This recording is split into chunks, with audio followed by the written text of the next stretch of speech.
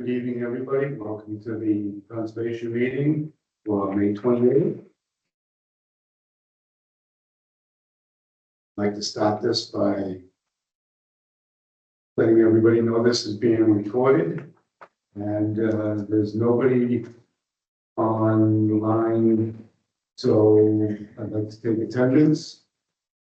Eric?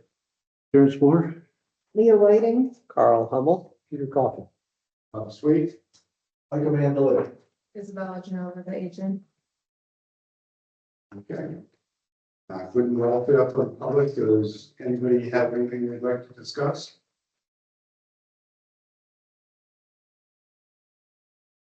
Get to the board members at the end of this, so we might as well start with the public hearings. Notice of intent for 8082 Uxbridge Road, DEP number 2180872.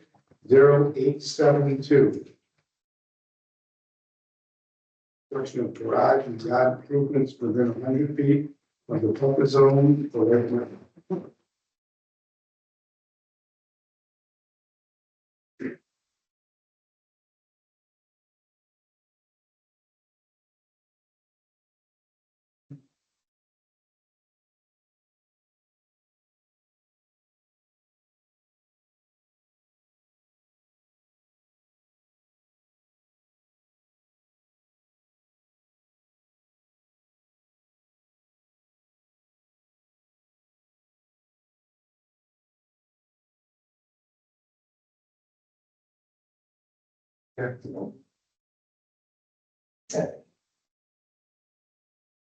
Since our last meeting, we revised the plan to address the issues of commission. Add this language, this is proposed for you on the front. We added the five sections for the two different retaining walls. The one up top would be the large block, the like recon blocks we have. Lower wall would be like a Bristol block or equivalent, small blocks, standard blocks. We added an additional line facilitation, also pulling them away from the lakefront, but also leaving enough room so we can walk. We did add color to our 25-foot off of wetlands and our 15. We added straw for our wattles to contain them. Added an elevation at the top of the tank, and then talking to Ed, like a couple of stairways to get to this because it is lower. So we have a stairway off the deck and one off of the driveway.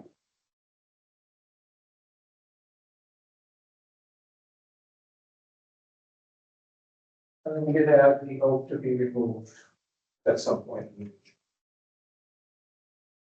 And add some grades along the back of the sidewalk to show what it is currently. I think that's everything that we added. Okay. At this point, I'll open it up to the board. Any questions? I did get a chance to drive by and that. I don't want to give you a whole lot of grief. You're trying to improve it. That there's just the whole lot is getting work done, right? It's like, and now we're losing a tree and so. That's just a general concern, can't make you do anything, but planting something other than grass. So there's actually, there's a tree, we planted right before COVID, that we moved recently because it was gonna be in the way, we're gonna put that back in the yard. So we are replacing the oak with a dogwood tree. But the, yeah, so there will be, it's not gonna be just grass. Appreciate that. And then I just had a question because you had said there's concern with the runoff coming from Route 16 down onto the driveways. I don't know if that's going to, with paving, you leave a hump so it doesn't come on, but you put in a drain down at the bottom there, an area drain. Yeah. And then my question is, where does that go to? Yeah, I removed that. So you're not going to have an area drain. Like the rest of the retaining walls, we'll just let it cascade over the top. It will go kind of even, so that'll dissipate any energy when it's coming. And yeah, when they pave it, yeah, they're gonna bring it up a little bit through here, just to have just a little more, so we don't have that runoff coming down the bottom from the street. Yeah, I guess It's actually a little higher than the street anyway, the back. Is it? But you're not gonna have the top of the wall right at grade. It's got lip, doesn't it? Which one? But Here. Yeah. It'll be at grade with the fence on top. It requires a fence. so you see water going over the top of the wall. Little here, I'll keep the fence up a little bit. Well, fences and kind of stop it. Is usually. Usually you have the wall a little bit higher than the paving to it, but that's. Your business, I guess. I guess my concern is the drainage, you know, where's it gonna come, and if it's, you're saying if you're not collecting it, it should be. Is that gonna put water towards that as well? No. Our lower point is in here, it's a little higher here, maybe it's the water goes this way, it goes over the wall this way. So this is just a slight, pitch, I put, finished grades on. So the wall is gonna be exact same grade across the top, so it's sort of like a, It's gonna taper, but what you would be your driveway, yes, but it'll taper from high over here to low there. So a lot of pitches away from. Like a swell. right, but that last 20 feet, is it all gonna go and then go to one spot? Say, jack here, so it's gonna go. Right, so then my question is that part of the wall, is that at the same grade, so in essence, it's like a water park? Right? It's not gonna go at one spot, because that's not creating a weir there, it's gonna get spread across. If I'm not mistaken, I think the question is that 20-foot section of wall all the same height, or does that take it down to? It'll just be for that section by the corner there, he's going to take her away from the garage too. Okay, But it's all it's pretty shallow. And he's doing, options. So we're probably gonna have a lot of water. It's not gonna be big. Recurve. I'll get rid of a bunch of water. Good. Your first, you get it? Yes. Anybody else? Bill, I have any questions. The on the side of the garage, the right-hand side of the garage, that drops like 12 feet, right? And it's going right to the lake. You were 94, you're an 88, so the drop to 6 feet to 1 percent. And what is it to the lake? But 88 here, like is an 80. So 94 to 80. That's 14 feet. And how many, what's the length from front to back? 60? Lot Yeah, line. it's 64 the lot line. Right, so you're dropping 14 feet and 60 feet, 64 feet. That's pretty substantial grade. What are you gonna do to stop the erosion from, the construction for one and long-term, after? Well, the construction, we have all the sortation down here. The grade is similar to what's over here anyway, but it's gonna take a longer path. And it's gonna have to be vegetated with grass, that certainly can be in the order.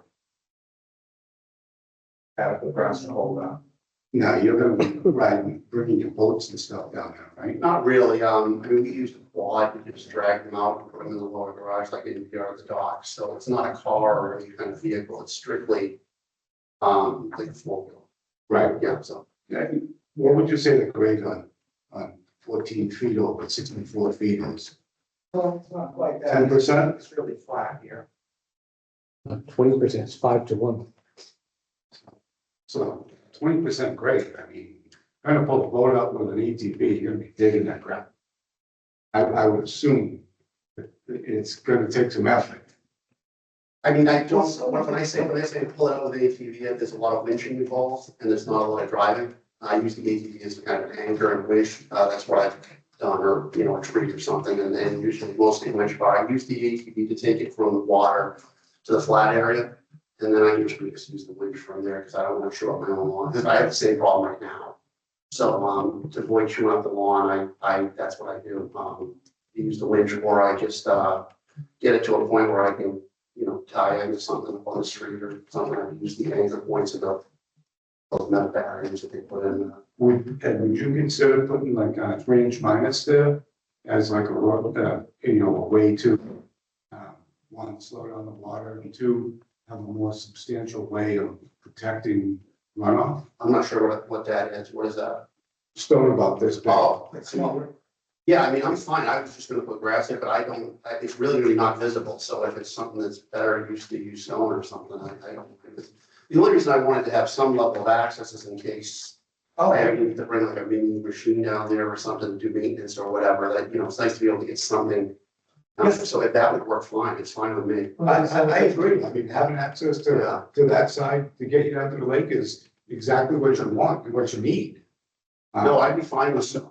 That'd be fine. You can just like kind of wrap it around the side and then, Kind of on the driving surface, and that would, yeah. and that's gonna vegetate too in between the stuff. Right, but at least it'll be a solid base, so that way there, when you're driving it up and down it, or, pulling stuff up Yeah. and down, you got a little bit more bite. No, that'd be fine. Okay. So we can add that to the order of conditions. Okay, Mike, you have any questions? No, I'm satisfied. Anybody in the audience have any questions? Anybody online? Well, no, we did add the dock to this application, so Ed paid the fee and did the drawing. I think I sent that out. So there'd be vision, normal April 1st and November 1st, which I think you already did with the taking the dock out. So then applying for the chapter 91 license with it, but prior to getting the COC. That's So you're gonna, if I heard that right, they're gonna apply for the permit before they get their COC. they'll, prior to requesting the COC from us, they'll have to have the chapter 91 license. Okay. Yeah. I don't Just see- a question on the dock is like on lakes, if you take off. So it's a floating dock. I have fence posts at the four corners, so when you step on the corner, you don't do one of these sink, but they just slide right up. They just got a foot pad in the bottom, so it's like 4 little fence posts on rails, but generally it's just a floating structure. So I take it out with I have an old trailer I've modified, and I just throw it all in and drag it out in the winter.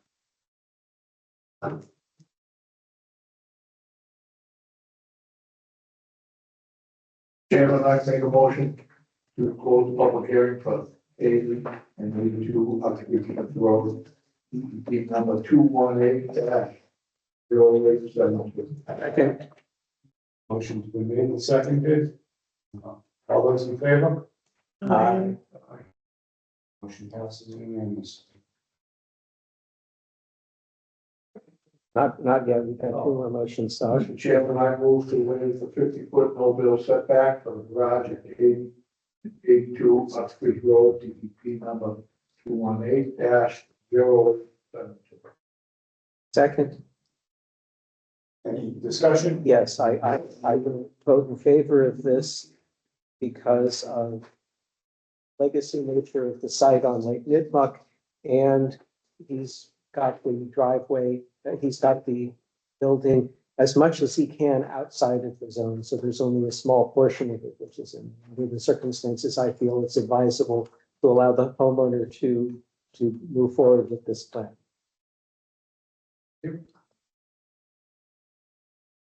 Other discussion? Time all right to take a motion. No. All those in favor? Aye. Any abstention, any nays, abstentions? Then the motion passes unanimously. One more. Mr. Chairman, I move to approve that NOI from 82 Uxbridge Road, DEP number 218-0872, issue an order of condition as drafted by the agency. Second, Any discussion? yes, I believe we had the applicant agree to something about stone instead of what was on the original plan. Isabella, do you know what that is enough that you can draft that in accordingly? Stabilize the right and side slope with 3/4 inch. 3 inch minus.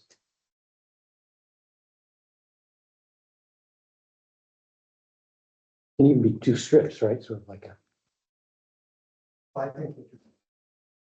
Yeah, it just is. Easy to maintain. Motion's been made. and second. All those in favor? Aye. Passes unanimously. Now you're done. At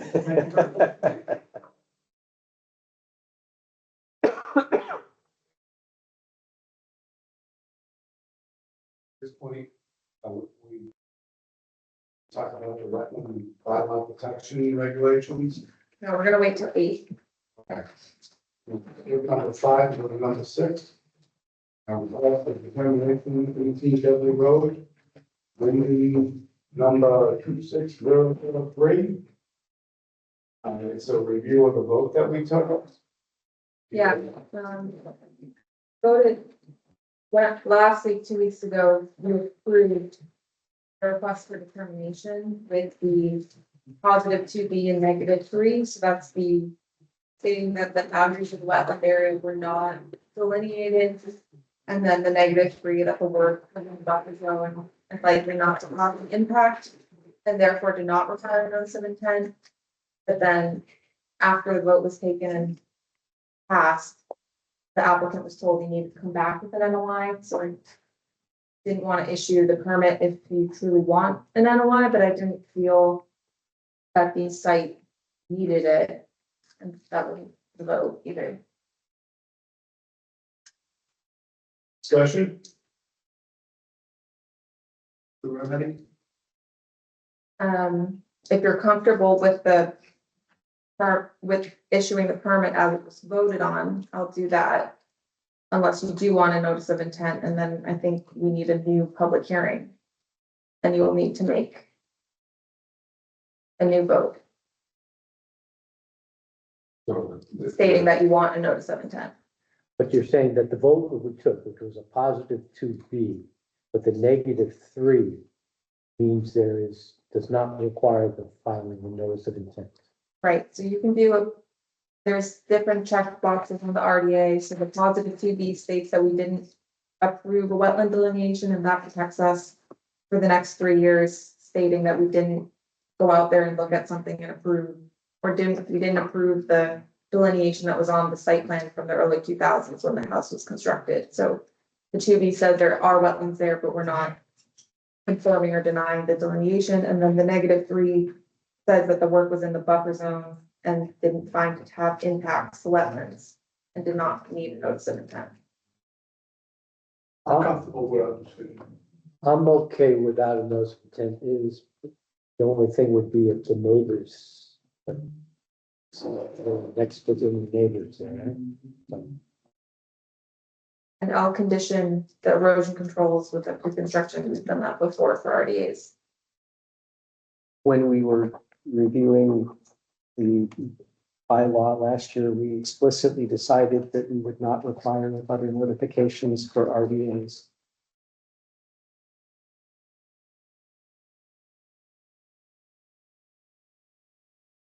Any further discussion?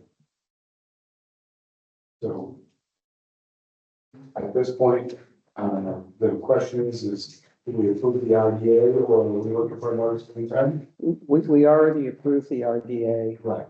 and then there was a verbal statement that the applicant should file an NOI. I believe we are now deciding that that statement was in error, and we are not requesting the applicant to make any further filing. Correct. Is that something that we need to vote on or? Okay. No, I just didn't It's want, clerical. I didn't want to issue the permit and have that not be what was. Okay. So it's okay to issue the permit on an RDA. Number 7, request for a certificate of completion for 220 Millville Street. We did get a photo from Don Mastrium, this week following the site visit that Terry, Leah, and Bob and I were on. did place the riprap in the gully that was on the side there and hay stabilized area there. So the grass is grown in well. It was this one pretty large gully that now has riprap in it. Discussion? Do we usually expect the erosion control to be removed before the COC? Because it looks in the photo like it's still there. It's still there. So in there, we don't allow them to take it out until they've requested it. Oh, okay, so chicken and egg thing, all right. I would expect they're not planning to sell it with those in there, Okay, so I do think he wants to take them out. okay.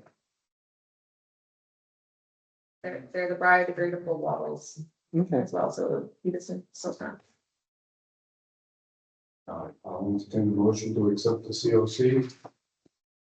I move to issue a certificate of compliance for 220 Millville Road, DEP number 218-0848. second. All those in favor? Aye. Any nays? Abstentions? Abstentions? Motion passes unanimously. So. 8, request for certificate of compliance, 23 Cape Road.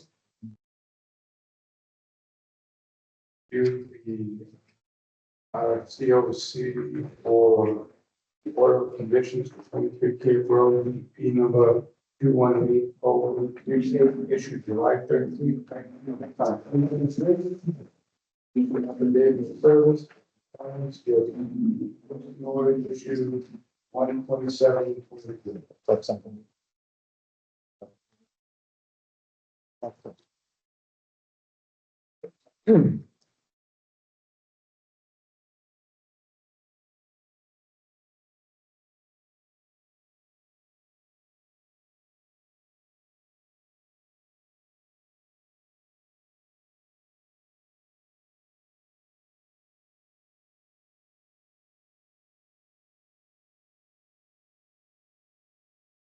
Discussion? There was a site visit a couple weeks ago that Terry, Bob and I were at, the changes to this outlet of the stormwater basin or detention basin looked good. I went today and the erosion controls are out. And Dan and Kevin are online if they have anything they want to add. Good evening. Yeah, I can share a couple photos if that's helpful to anyone. Otherwise, I concur with Isabella that the erosion control should be all set and everything. I think Jeff Walsh, the peer reviewer, weighed in on with his satisfaction of the as-built plan. Yes. Okay. You can Thank share you. the photos, yeah.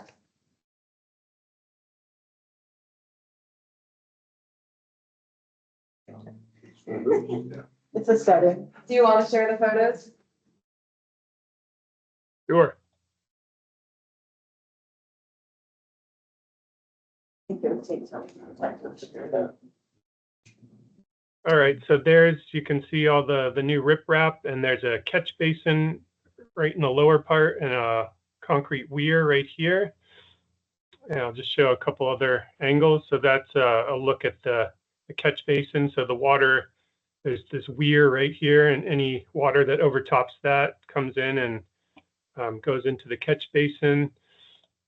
This is a look at the kind of the edge of it where the kind of was butting up against marshy habitat that's been kind of established. And so I think all of the riprap here is going to contain any, high water events. And then this very dense marsh will kind of act as a second layer of kind of slowing things down and infiltrating. This is a look at the opposite direction. You can see there's still ponding water as expected, and then the flow goes out in this direction. the weir is here, and then the catch basin's here, and then from the catch basin, it discharges out to that existing stream channel. This is another look. There's the weir right here, and then catch basin. Closer up look. And finally, that's a look. So this new riprap was put out in that channel to, if the water doesn't move through there very quickly, but this will further slow it down and catch any loose sediment. But the water is flowing clearly and, all the way out off the site. So I think it was successfully constructed.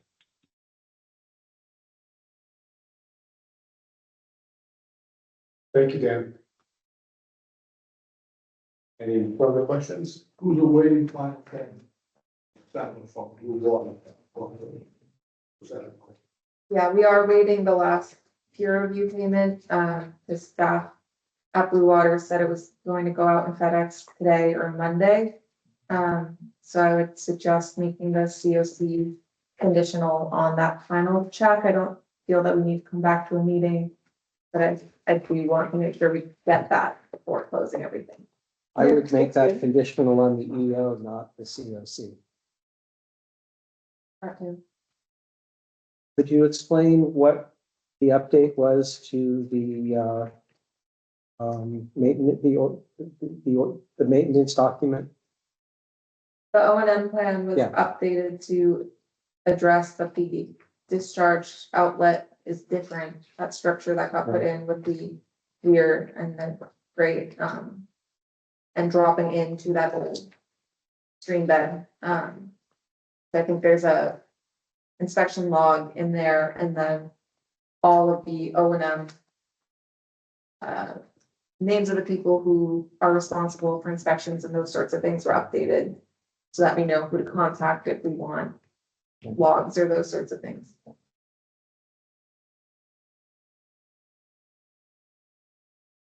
Any further discussion? Just a general question, because this is new to us and kind of big projects, and now I'm glad to see a very detailed operation in maintenance. I guess I'm just a little, would there be any notification to us, or you can ask to see an annual inspection reports, or do they have to, they don't, it seems to me they're not required to at this stage notify anybody. My understanding is they need to keep the logs available for 3 years, and we can request to see them. I think Kevin has already can speak to it more maybe, but So that's an ongoing thing, forever in the future, if you want forever to see them, systems need to be maintained with inspection logs. you could ask to see it. Yes. That's fine by me. And it's jointly between us and the planning board, because we had no staff at the time that we issued the order, the notice of intent. And so we offloaded onto the planning board and onto Graves the work of making sure that the stormwater management plan was accurate and reviewed and updates. So the Concom moving forward would be able to do what Isabella just said. Okay, thank you. Chairman, I move to issue a certificate of compliance on 23 King Road, DEP number 2180. Second. All those in favor? Aye. Aye. Nays? Abstentions? Motion passes unanimously. Woohoo. Then we also want to lift the enforcement order, and I would keep that affidavit contingent on receiving the final peer review, because the peer review was related to the enforcement. Looking for a motion to, Chairman, I move to lift the enforcement order issued to 23 Cape Road on 12/27/2024. Addition on receiving the final payment of peer review services for the month of December 2020. Second. discussion? Just a general discussion. Is the problem with the water coming off There had been questions, where was the water coming from? Was it cut into the groundwater? Was it coming from the soccer fields? Is that solved now or hasn't I been a don't problem? think there's been issues coming from the north side of the property since the site's been stable. These guys have done everything they can to try and mitigate that. They put in riprap, areas for water to travel and slow down. They've really gone out of their way to try and make this as best a site that they can. And everything that I've seen there so far has shown that their efforts are paying off. The neighbors aren't having the issues that they used to. The water going through that area is clean. The restoration areas are regrown. So every step that they've done is for the right reasons. And they claim you and silt free. Correct. That's all, and you go to any of the settlement ponds and there's just clean water, so. No turbidity. So a motion's been made and seconded. All those in favor? Aye. Aids? Abstentions? Motion passes unanimously. Double. Congratulations. Great, thank you. Thank you very much. Isabella, did you see any creatures in the selling ponds? Or any Not kind as of fools or many as we anything? did last year. Updates? Do we want to skip to 12?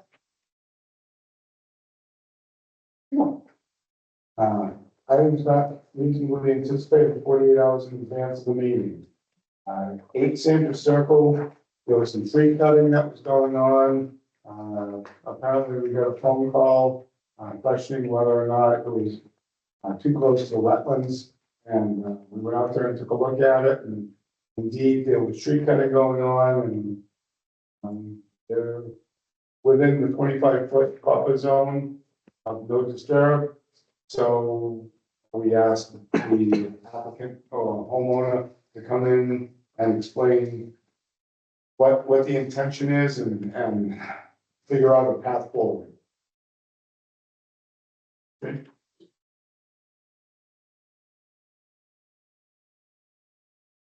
Hello, everyone. Where would you like me to start, Paul? Would you want me to start from the beginning? Do you want me to start with just focusing on the backyard? I did put up the silt fence. That's why I was standing there before the meeting. I was just going to show you the photos. So I did put the silt fence up, but I didn't know if it was inappropriate to approach you guys with my cell phone. You want pictures? I do. You have them too? Yeah, I can send them to you as well. Is there anywhere that you want me to start? You want me to like kind of get clip notes as to like the whole progression as to what got us here today, or do you want me to focus on, because obviously you don't want me to do any work on the barn area, but there obviously like I would like to move forward and get down the straw that I purchased and stuff like that. So that was my intent to do it this weekend, so I can start with what my intent is this weekend, or I can start with whatever you want me to do. Let me do this before you start. Isabella, when Shane came in last year about the barn area and stuff like that, there was questions at that point about wetlands and we allowed him to do the work in that area, correct? Yeah, so we met the winter 2024 into 2025. There'd been work on a parking area and repairing a stone wall, and then back some tree removal towards the barn. So Shane submitted an RDA back then that we approved in 2025, January-ish. There was snow cover and too difficult to determine intermittent stream and BBW boundaries, so we approved it, estimating that it was outside of the 50 with the parking area and the barn. So the permit from the RDA does say some grading and landscaping seeding for grass around the barn area and that parking lot on the right-hand side. Where was Was that? our view. That was on the right-hand side of the property, So the so new activity, is that anywhere near the? the new activity was on the house side on the left. And then while we were there, we did observe some newer soil piles on the right-hand side. That if the silt fence is up there, that's great. Yeah, it's not still fenced up, and then I do, unfortunately on the photo, but I do have data I purchased like last month, because I got Phil dropped off about 2 weeks ago, so I did have the intent to do it. I actually have my cousins coming over to help me. And we were just, again, I don't have like a skid steer or anything, but I'll just grade it the best I can, and then I have a landscaper who's actually going to do the rest of the wall and do the loom and the seating and stuff like that, and then I just want to put, I don't even know what you call it, but just small boulders just around the perimeter. And then along, basically from the back of the property line going to the front, just to kind of hold anything that might move down. Because obviously I can't bring enough fill to level up the barn area, so it's gonna still slope towards, the wetland or the drain easement, whatever you want to kind of call it. And I'll just kind of border it with that, so that way I have a stopping point, Can I ask for the one seed and question? everything like that. So that's my intent for the backyard. Isabella was in the RDA, There. was what he's talking about covered. I'm just trying to get the story first. Finish. And Yeah, and then I know we talked about it last year and stuff like that, and then, like there are some trees that are like one's on my barn, and again, like if we do a sidewalk again, there's like 2 or 3 that are, again, within the boundary line of what the scope of work that we like submitted with the land, like Bill came to my house and looked up there and stuff. So I would like, that is an intention that I'd like to do down the road, obviously, like financially, like I need to just kind of pace myself. So like again, like that, like again, if we do a site visit, I can show you those won't happen until you want to come out, or anybody obviously can come out. so, But like, my main goal is just to spread it just enough so I can get the hay down with the silver. when you came to us last year. Yes. There was a phone call that alerted us to that, and at that point, if I'm remembering correctly, you were told that any work within a wetland area, 100 feet of a wetland, needs either an RDA or an NOI. Yes, and to my recollection, to me, I thought basically the RDA that I had. Doesn't When I- cover the whole property. No, I know, but like, if you, like, I had 5 site visits. I want to say I had 3 with conservation, 2 with John Harrison. During those, no, I know, I'm just, again, just kind of giving you spark notes. During one of the 3 meetings, the site visits with the conservation committee, I recall very vividly, we walked my entire property. What I'm trying to do in the backyard, I'm not trying to extend my backyard, I explained it to you. I'm trying, like my neighbor's house right next door, like the one that I abut, the abutting property, that's basically all I want to do. Right now, the 2 yards are higher and they come down, and I have an existing ramp that kind of goes over the easement. It's a bridge. It's a bridge, okay, it's a bridge, and basically, I did explain it at that time to somebody. I'm not trying to get anybody in trouble, I don't recall who it was, but I swear under oath that I remember so vividly that somebody with conservation, I was near my barn, and I said, like, just like 5 feet back, like right where this rock wall, kind of, it's not, that you've seen it, I have photos, but there's a rock wall that goes where my well is, it's like 5 feet behind my well, extends maybe 15 to 20 feet, stops for the bridge. And then there's a few large boulders behind my shed, and then they kind of continue on, and they don't go straight back, but they kind of just veer off, and they go to the road. Okay. And I said, I just want to break this out so I don't have to erode. So I know, but I don't want you guys, I have a lot of respect for you guys. Like my father was on the road commission for Sebago Lake during like, the erosion and stuff, that's the reservoir. I grew up always trying to do the right thing. Like I want you guys thinking, like I have respect for you guys are doing wonderful things for the town. I don't want you to think that I'm sitting here because I'm trying to pull a fast one over you guys. Like I truly thought, when I had a site visit with conservation, I explained what I wanted to do in my backyard. I had 2 or 3 meetings that I talked in front of everybody. And then I get handed an RDA. I truly did believe that kind of umbrellaed everything that I discussed during my site visits. I know the main focus was the barn area, but that was because it was forced because of my neighbors. Okay, let's open it up to the board and get some questions. Okay. That way there, it may tie into some of the other, information that you have. Isabella, can you go back to that picture, please, and just kind of, if you're able to, So you're I saying mean, So that, what's written in the RDA was, thank you, oh, shit. that's my question. What's written in the RDA was grading around the barn area and some work with down trees, because you had already cut those trees back there, so some work on the barn area here. I'm not as concerned with grading around the RDA, but at no point did we talk about building a or doing tree work down through this way. That's not in the RDA. No, and I agree with that statement 100%, but if I have a site visit for somebody from conservation and they verbally tell me that it's okay to do what I thought I explained to the best of my ability behind where my barn is, to me, I don't need to get, I don't need, like, if when I explained it to whoever was on my site, and they said, oh, no, you need to get an NOI, you need to get an RDA for this, I would have. They said, as long as I, like, again, I'm not, it's been so long since the conversation, but I could have sworn they were like, if you keep the original footprint, it's existing, because they were like, did you extend this when you bought the home? And I said, no. I have probably thousands of photos of the house when I bought it to now. And I'm just trying to improve my yard, and again, like, I can replant it, like, again, if I'm allowed to do it. But again, like, if you put yourself in my shoes, it's foreign to me, right? So I have a site visit with somebody from conservation. I explain what I want to be walked, the front yard, the backyard, the barnyard, like everywhere, because my neighbor was just pinning everything on my property. I think he had over 55 complaints, and I was found guilty on 2 out of the 55. I had to remove a plow off my property because I had 2 instead of 1, and that was it. I know, I'm just saying, like, his intentions are nasty. So this is all we're at, is every first time offender, we say, whenever you work on your property, you need to ask permission to get a wetlands. So now you're working on your property again. And what I noticed is that the stumps that were put in there that were pulled from a different location, they're right on top of the skunk cabbage that's there. There's a lot of things that probably shouldn't be there. And I agree, but as I told you yesterday. So what did I ask you to do? Hire a.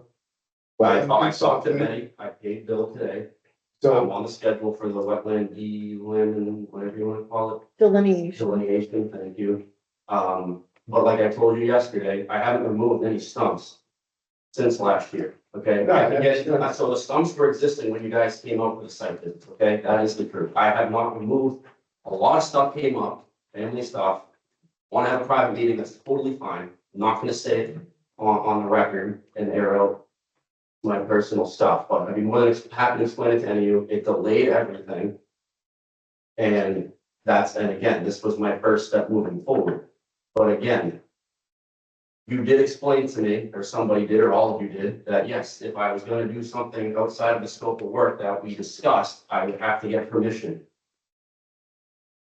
But when I tell you guys on a site visit, in person, looking at my yard actively with your own eyes, I explain what I want to do to the backyard, and I get verbal consent.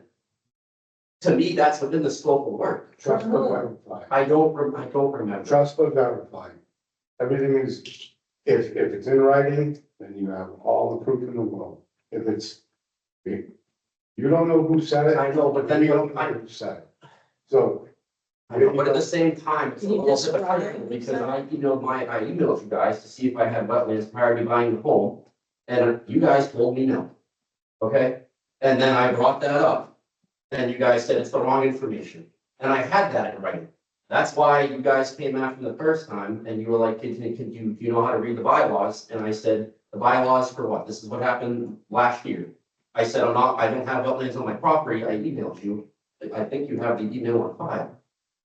So again, like, I have the writing on file saying there's no wetlands. I just don't want you, like, I thought I was doing the appropriate steps. That was an email chain with Mia, so she was only a staff member for a month, and agents can't give approvals of yes or no. That's what the RDA is for. So you submit something saying, do I have wetlands? And because you came in No, I know. January, we wanted to make sure you could No, have I that know. working area.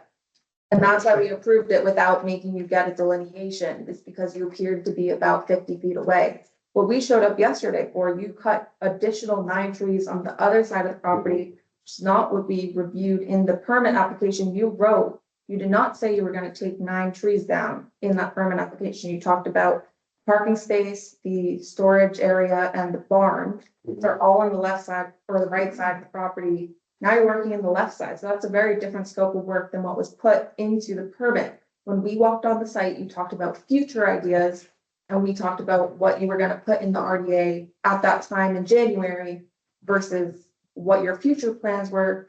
In the permit, all over the place, it says this is only applying to the work description in the permit. So if that had not been covering everything at that time, that's not what was reviewed at a public meeting. Could you on the photo show where the trees are that are currently under discussion? Because Is this area, Is it okay? some photos.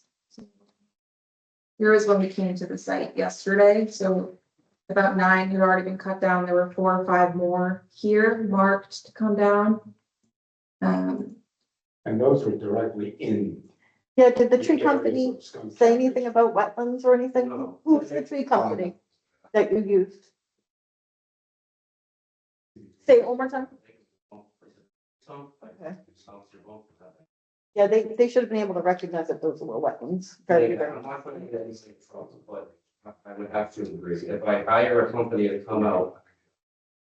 Again, some of them, There's skunk cabbage, I think. Cause this was flat last summer when I came out and checked up on this permit, so all of this fill is new, yes, not with erosion controls, which it does say you need in the permit, so. It shouldn't have been this dumped this close, which is concerning, and then this is especially concerning to me, cause this is too close. That's in the wetland. And the fresh dirt is sinking towards the wetlands, and I think we had talked about that lawn clippings and all those sorts of things can't go in this area. And so, in my opinion, best way to move forward is for you to know everything that's on your property, which is getting a wetland delineation is the next step forward. and that is on this, I called Betty from Wind Planning yesterday. And I gave Bill a check today. Bill, He who, would be here. who's Bill Halsey. He was the gentleman I was just talking with you after, okay. I'm pretty sure, you know, I'm assuming he's the owner of Wind Planning. So I gave him the check for the work that you guys must get. We did permit the removal of all the logs and brush that was taken down while we were on site. So, finally, are you gonna file a notice of intent? Yeah, whatever you guys recommend that I do, I will do. Want to do work, you want to work on around your property. I think this is file a notice of intent. Get on the books. Okay. And that'll be after I get the wetland. That's all part of, that's all, that'll be all part of the notice of intent.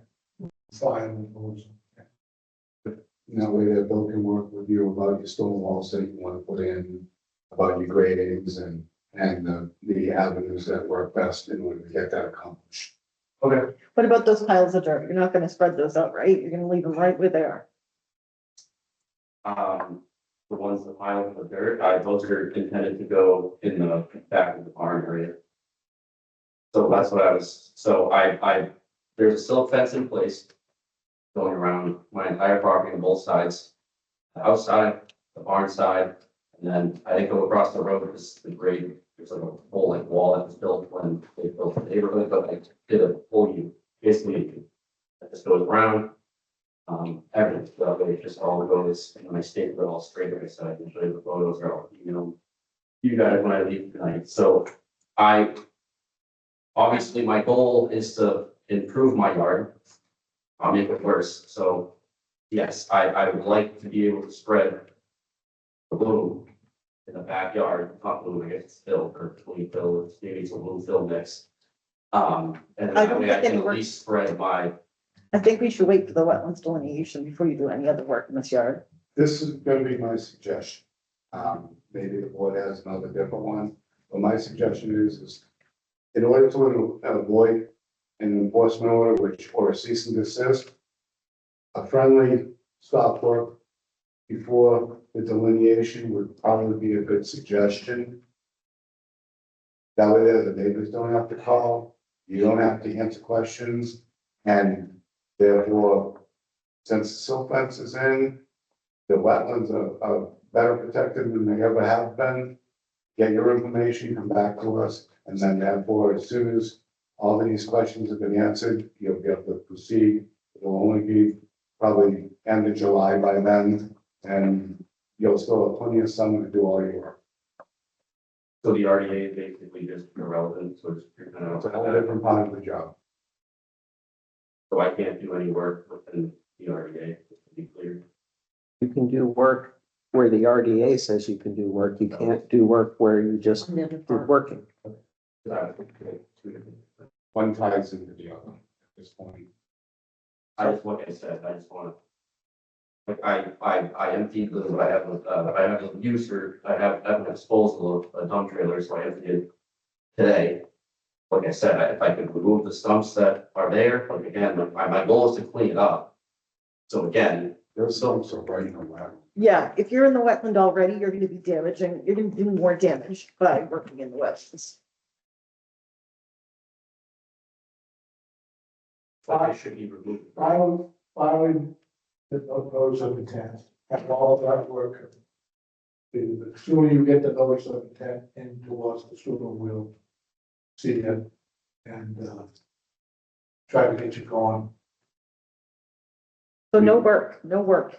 In that know area. You have a schedule that you want to try and keep, and we will try and get that expedited as best as possible. No, like I said, I appreciate all you guys. I'm just frustrated, that's all. My neighbor complains that my yard's a mess, and I try to make it better, I end up here. I'm confused about why is the pre-existing RDA tied in with, why can't he not continue working in the area that we allowed him to work before? If you saw the site, you would understand why. Okay, There was stumps that were pushed over the banking, okay, and then Phil added on top of them, that's right aside of the wetland. Is now now there's a silt fence, but there was never a silt fence. okay, There's piles of dirt. okay, Yeah.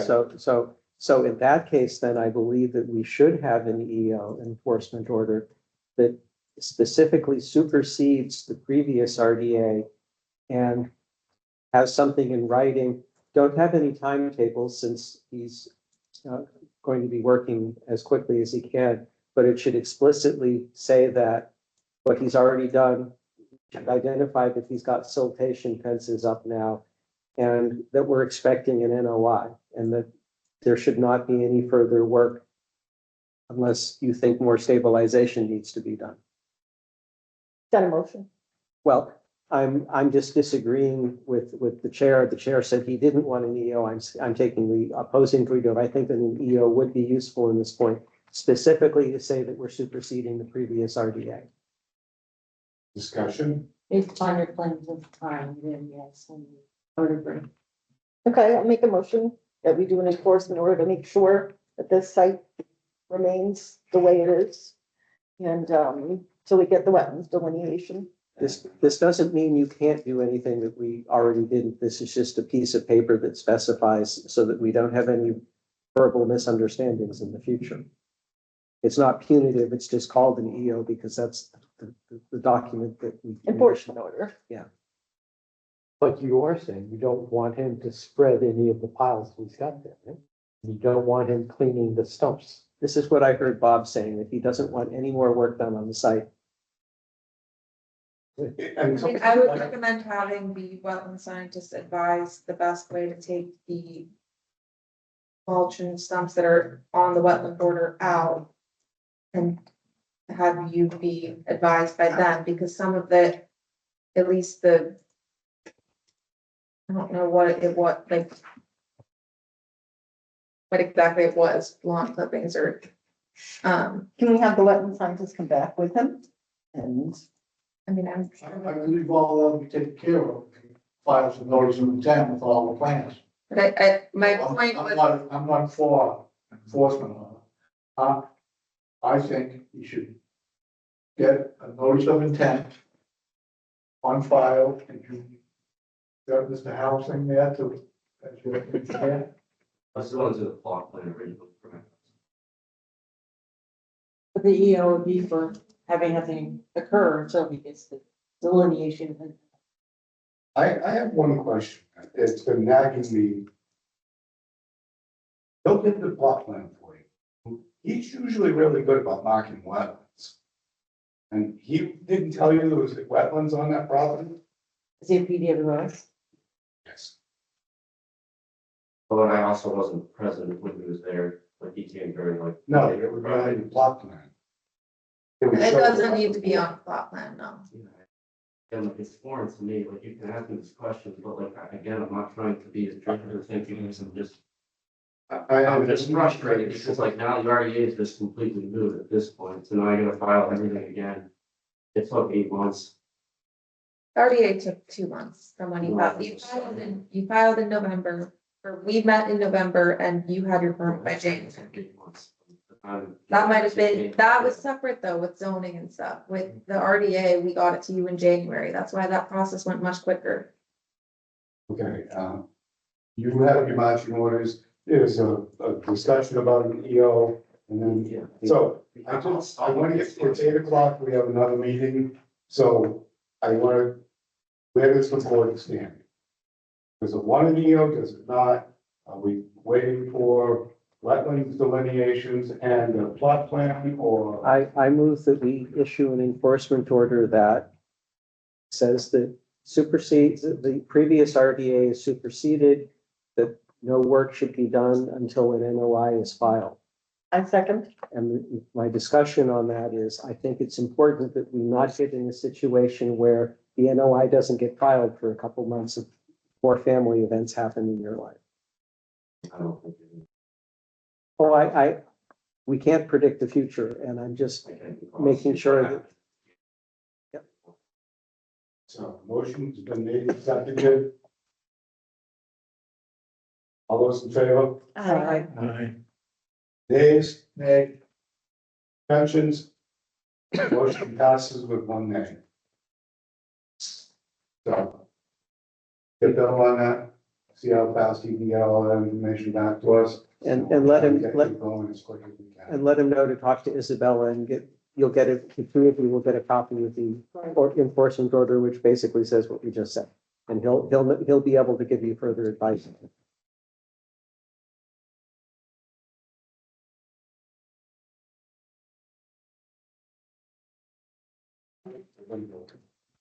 Back to.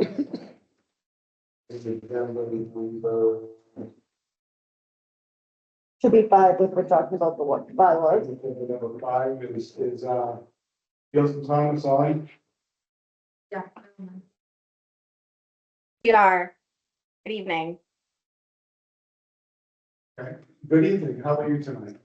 Wonderful. Nice to meet you all. Thank you for allowing us to participate remotely for this first kickoff. Can you hear me okay? Yeah. Yes. Okay, great. All right, Isabella and Chair, should I jump in or is there anything else you need to discuss first? No, go ahead. Or do Okay. you want us to introduce ourselves? Did you have to everyone saying? What's that? Or we're doing introductions, I think, so. Yeah, Never yeah. mind. Yeah, okay, excellent. So we'll go first and then would love to go around the room there as well. But I am Stacy Minahan. I'm a principal with Beals and Thomas and a professional wetland scientist. I've been with the firm for just about 23 years. Very excited to be working with the commission on these wetland regulations. So thank you very much for the opportunity. I will just quickly say, because we had a little bit of time, this kickoff meeting might be a little bit more than a kickoff meeting. So if we're starting to go on too long or we need to put a pin in things, feel free to please just let us know. And then I'll have Andrew and then Jackie from our team introduce themselves as well. Thank you, Stacy. Andrew Gorman from Beals and Thomas. I'm an environmental planning specialist. I do a lot of our wetland delineation work and work with wetland regulations. And I used to be on the commission over in Uxbridge, not that far from you. Hi, everyone. I'm Jackie Boyer from Beals and Thomas, an environmental planning specialist. I'm usually on the other side of things, submitting applications, interpreting the regulations. I'm excited to be working on this project. I'll be doing a lot of the research and helping Andrew and Stacy draft the regulations. I'm excited to get into things. Great, thank you both. So who do we have in the room? Bob Sweet, Chair. Nice to meet you. My name is Susan Cahill, professional journalist. Peter Coffin. Carl Hummel, Vice Chair. Leo Wayne, Commissioner. Eric Spore. Isabella, but I've met you all, I think. Excellent. All right, great. So I was going to give a quick update of what we have done since there has been a little bit of time just with the commission's meeting schedule. So we were able to do a little bit more than we were anticipating being able to do before this first kickoff meeting. So, so far, really Jackie and Andrew have been doing some of the initial research.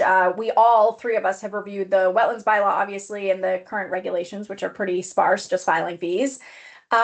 Taking a look at the MACC model bylaw, which is a bylaw, but still gives some good input into things to consider for regulations. I'm actually also separately on the MACC model bylaw committee, and that committee is also talking about doing model regulations at some point. So unfortunately not in time for this, but it will be available at some point.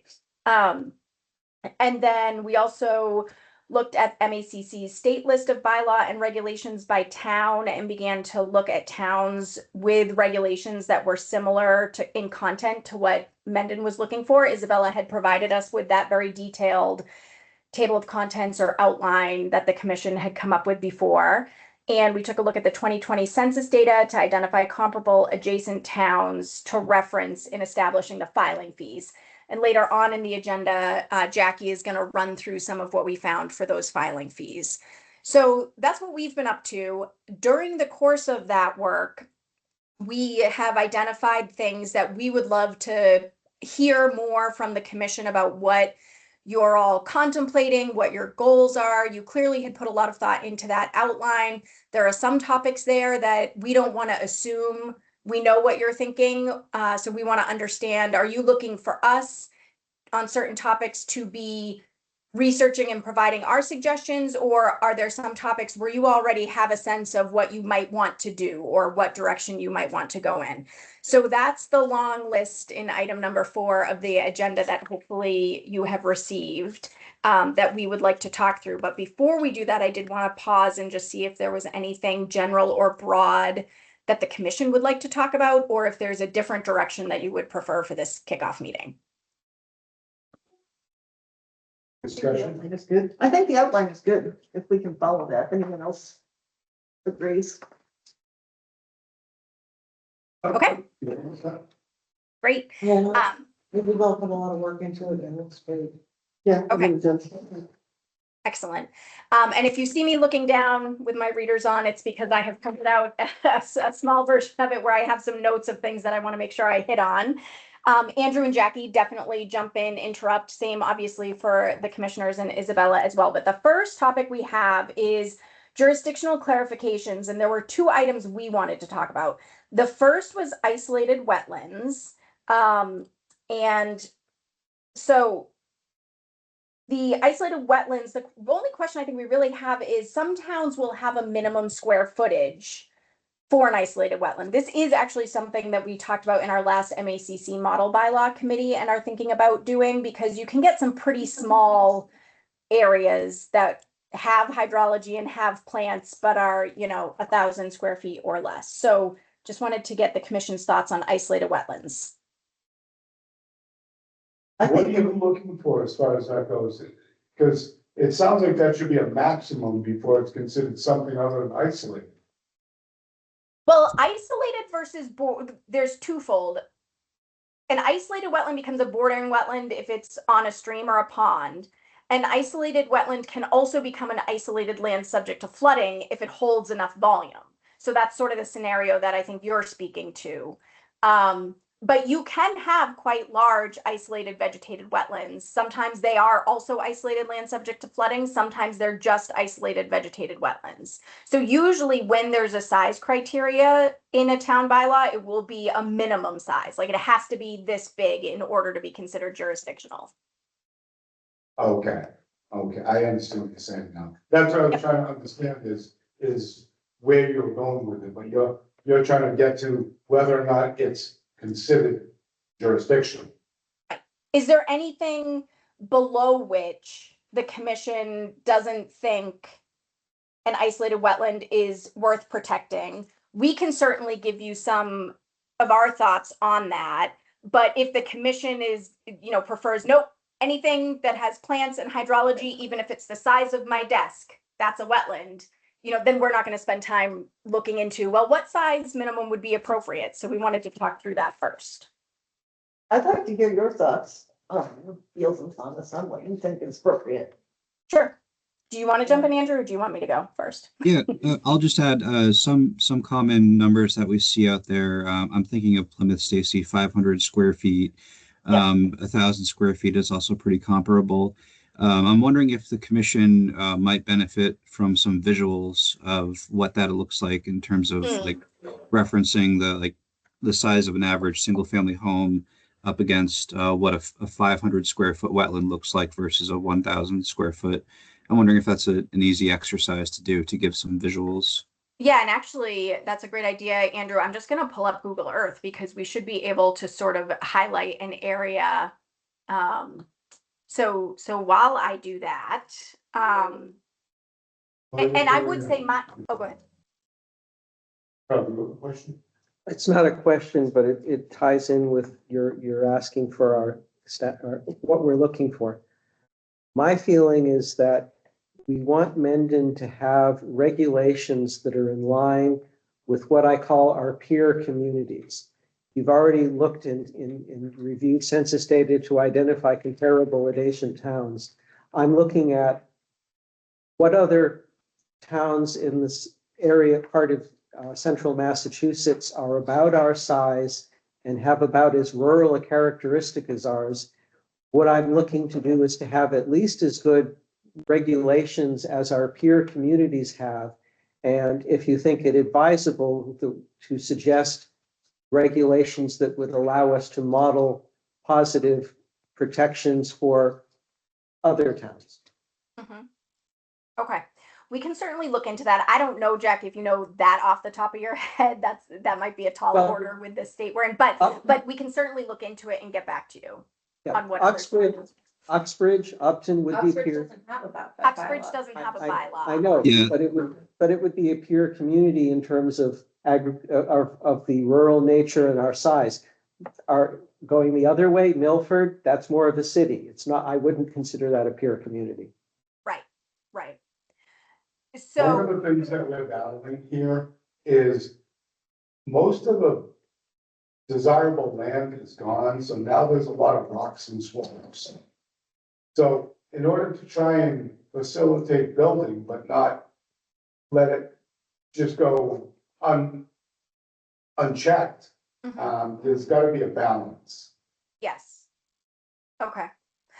So my 2 cents as someone who used to do many more delineations than I do now, as Andrew mentioned, he does nearly all of ours now, but I always liked having a minimum size for an isolated vegetated wetland because you'd be walking through the woods and, a tire rut and I'm exaggerating a little, but I have been in that position before. And I'm like, well, this tiny little thing that's 5 by 5 has the hydrology, the plants and the soil. It's a wetland the way it's defined in a town. So I like having a minimum size. Plymouth's 500 square feet is the smallest I have seen for a town that does have a minimum size. That's still pretty small. I would probably suggest 1,000 square feet, but let me just show you, if you can see my screen, if Google Earth has mapped your town hall area properly. This building to the left when you're facing town hall, this area in yellow that I've approximated, which is part of this building minus this overhang part, that's 850 square feet. So if folks are familiar with whatever that building is, if that helps, that's what, 850 square feet looks like. Whoops, I was just trying to make it a little bit more to the 1,000, but so not huge areas that we're talking about. When we say that this area would be jurisdictional, does that mean we would be having a 100-foot buffer around that wetlands area, isolated wetlands area? Yes, so I believe your bylaw already protects isolated wetlands. Yeah. And your bylaw takes a buffer zone and no touch areas off of it. So as currently exists in town, yes, any size isolated vegetated wetland, the wetland plus those buffers, no touches are protected. So what would putting a limit in the regulations do? Would that mean we'd have to go change the bylaw, or do the regulations modify the bylaw? I have seen the regulations modified bylaw in a case like this. Andrew, I don't know if you have thoughts. I do think that's a question for town council to confirm, though. Yeah, so certainly I think some town council review of any document that's put out there is always recommended. But the way I try to explain it is the bylaw establishes the four corners of what is regulated, and the regulations are sort of the operating instructions. So the way the bylaw is structured now, it regulates any wetland, but it lacks a definition in saying what any wetland is. And that's where you can kind of get into disputes sometimes in the delineation process. So even if it's not just to put a minimum to it, it's also to add a little bit more clarity and consistency if the commission wants to go in that direction. Okay. But as far as the wetland size goes, I do believe it's within the span of the bylaw.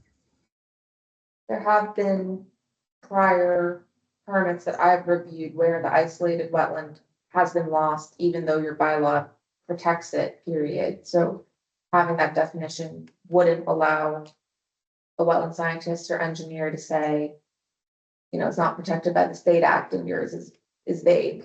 Okay, I think 1,000 feet seems reasonable. I'm 1,000 sure square we'll be feet. losing wetlands that might have. Some vernal pools are small. characteristics. Yeah. Vernal pools are And different. It's different. Exactly. Vernal pools are a separate resource area under your bylaw. So if you had an isolated vegetated wetland that was smaller than this 1,000 square feet, but it was a vernal pool, then it would be protected as a vernal pool still. Oh. Yep. Okay, excellent. So then the next question you had was stream. So the banks of streams are jurisdictional under the State Act, only to the extent that the stream flows within or out of a wetland. So where you have a stream up gradient of a wetland, it is not state jurisdictional. We wanted to clarify what the intent of, if there was an intent in Mendon's bylaw. Was it to regulate those up gradient streams that are not state jurisdictional? Had any thought been given to that? I think it probably warrants clarification in the regulations, whichever way it is. I want to pick Mike's brain. We went on a sidewalk at 31 Washington, the golf driving range, and the wetland scientist had a big conversation with you about how, no, this was upstream and therefore not jurisdictional. You remember that conversation? I didn't like that. So I think we do want to make upstream things jurisdictional in our town. Okay. And a lot of towns do. Okay. Yeah, I agree with that. Okay.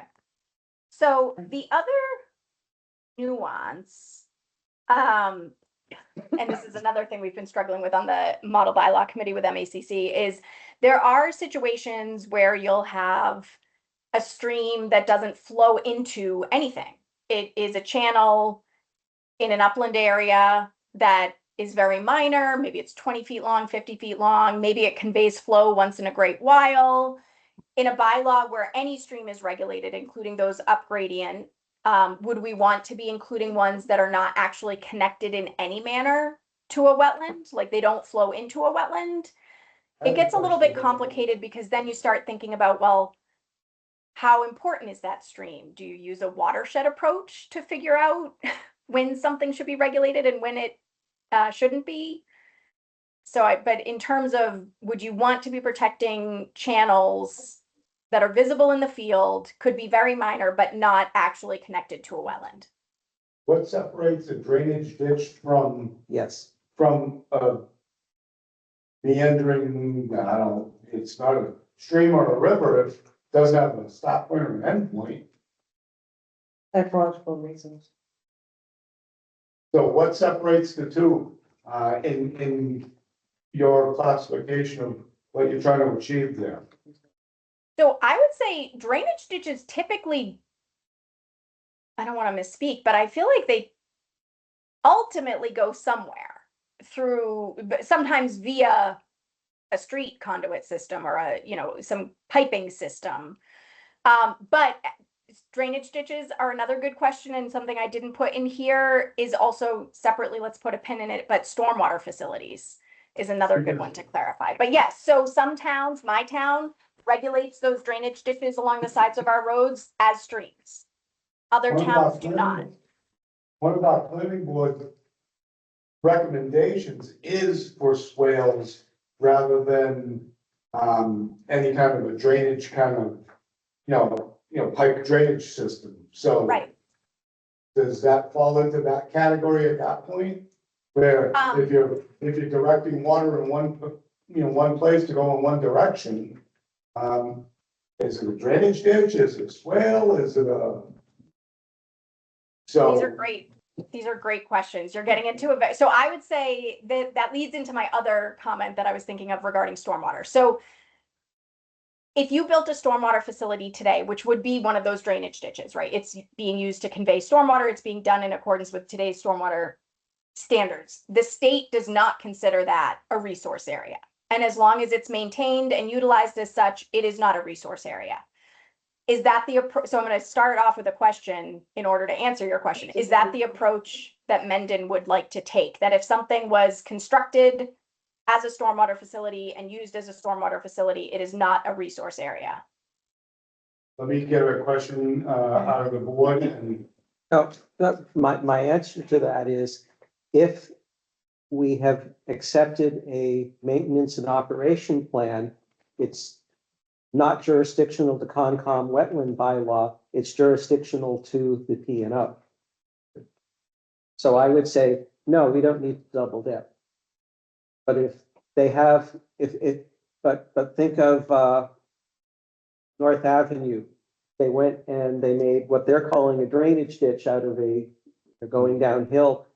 They didn't have a maintenance and operation plan, and I would say that you can't say it's not jurisdictional unless you have another document, a stormwater document saying that under what it's going to be operating. I would Does agree make with that. sense? Anything that has a plan and is maintained is not I mean. So jurisdictional for us. the way I would frame that is, if an applicant has a stormwater management plan and the stormwater management plan says this here drainage ditch is now described in my maintenance and operation plan, and the M&O says we're going to go do the following work under the following timetables, then it's not part of our bylaws and regulations. But if they don't have that documentation, then it is jurisdictional. Are you able to write up that distinction? I think we can take a crack at that. I have a follow-up question as well, and then we'll get another member, to weigh in. It's my understanding that retention ponds are non-jurisdictional, can't be considered wetlands. But what about the outflow from them?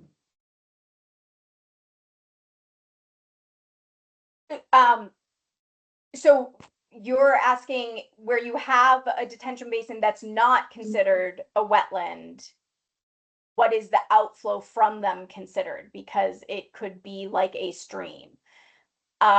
If that, speaking from a state standpoint, if that facility was constructed post 1996, the basin and the outflow, and it's been maintained, then it is not a resource area on the state side. Some towns would still consider it a resource area and require review for work in it.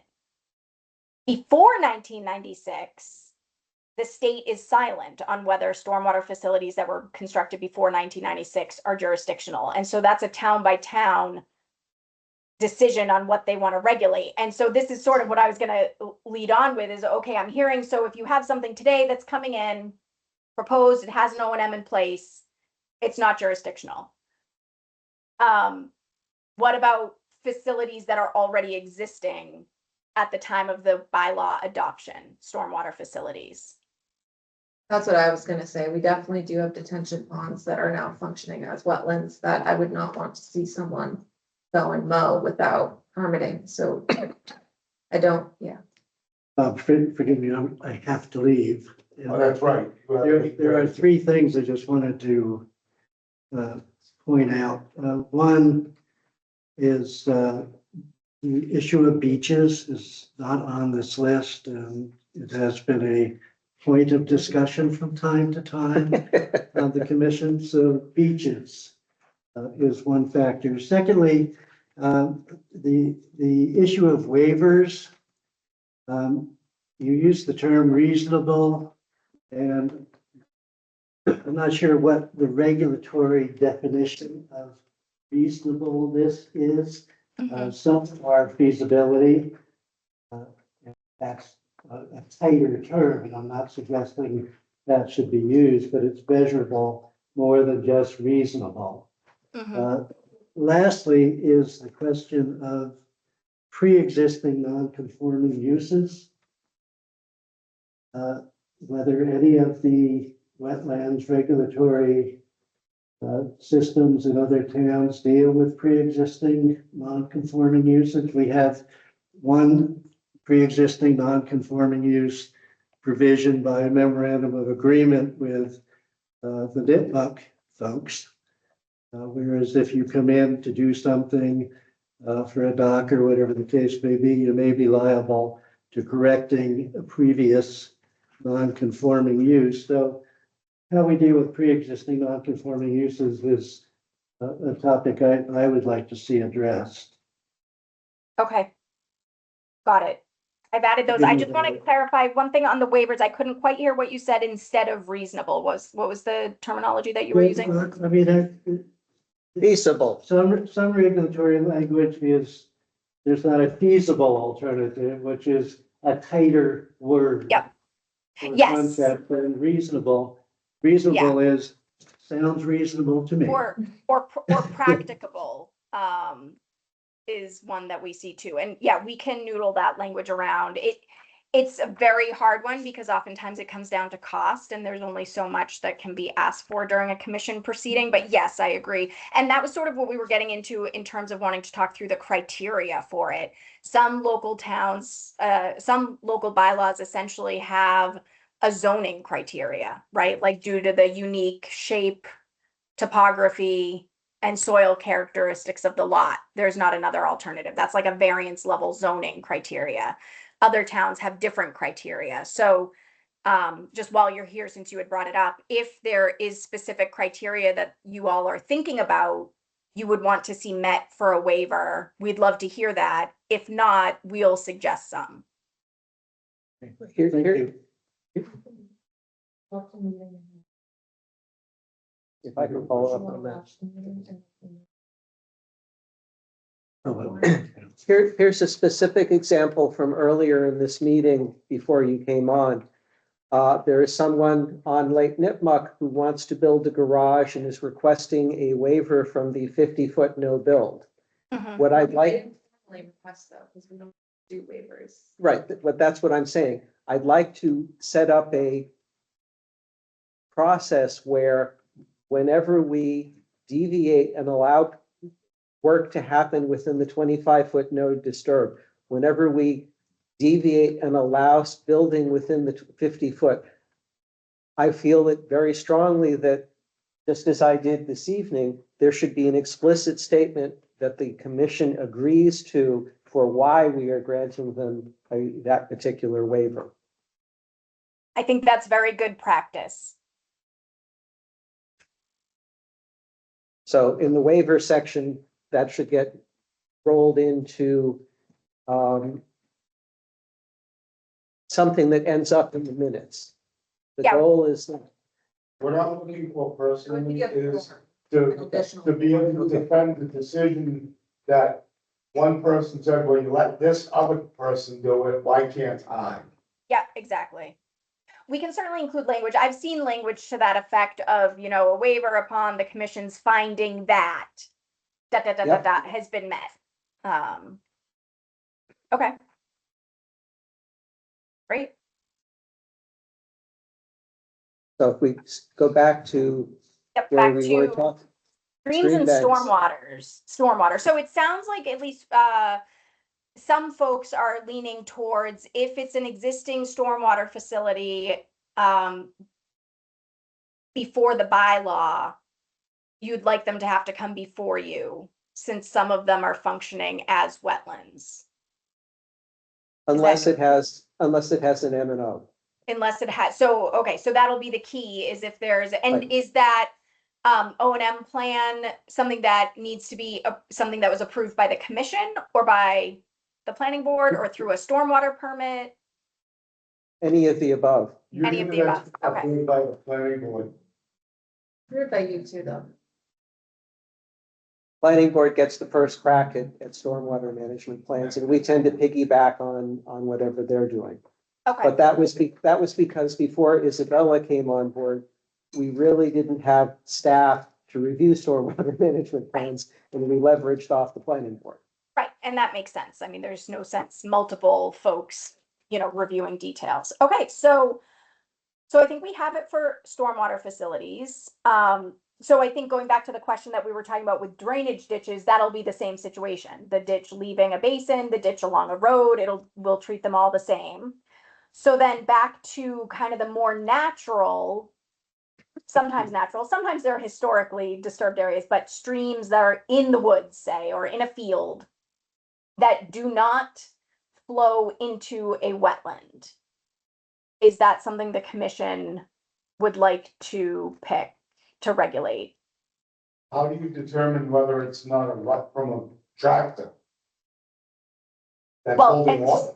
you can't. Yeah, there are certain, those exist in the woods. And so if it was something that's going downhill, I mean, there are things you can do to see if there's water flow depending on the time of year when you're out, like if the leaves have been moved away or if there's some water staining, things like that. But you can't always tell. Andrew and I had a site, the Dedham site, Andrew, where there was like a 20-foot segment of this barely visible channel in quotes, on the side of a slope. And the peer reviewer called it out and said it's a stream. Personally, I didn't think it was warranted a stream, you know, protection because it was so shallow and there was no evidence of flow, but that bylaw protected any streams. And so that was included. So we're just looking to make sure it's clear whichever way the commission prefers. I'd ask that you come back with maybe some photographs Okay. saying, here's what you're talking about, because I don't have a good visual representation of what would happen for 20 feet and then go nowhere. I would Sure. say that probably the 75, 73 Blackstone Street, if you remember those two houses, there was a ditch running on the back of the property that became non-jurisdictional. There's now houses there when there is standing water when you visit that site. So that you should have probably had further considerations and review. So I think Mendon has a lot of existing, whether they're from historic farms or old farm roads or stone walls that create wetland areas. So I think indicator plants and presence or non-presence are important things. That may be something that would be nice to have some kind of linear footage on, because again, I mean, if you got something that's 25 feet long, okay, but if you got something that's 300 feet long, then, you know, obviously it was put there for a reason.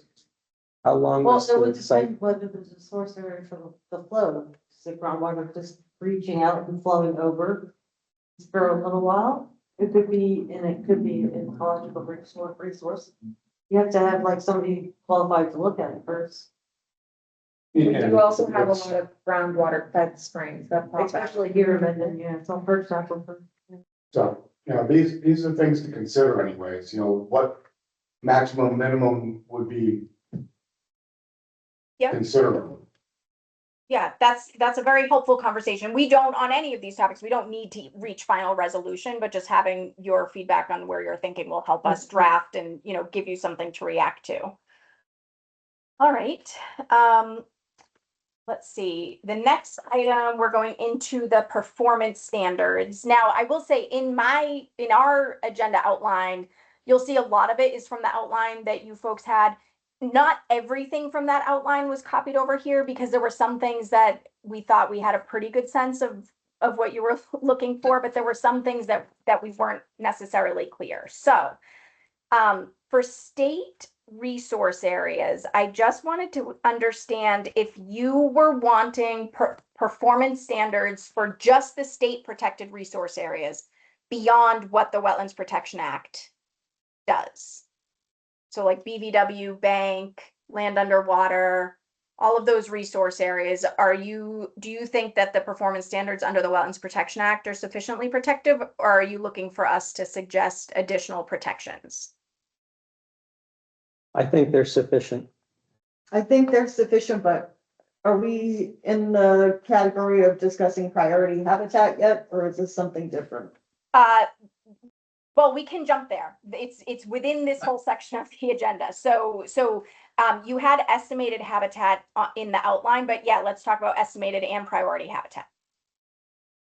I just feel like we see it on the mass mapper, and it helps to know that that's priority habitat, but we never know. We don't have any regulation that says how to protect it. Do we protect it? We just always fall back to wetlands and protecting the wetlands.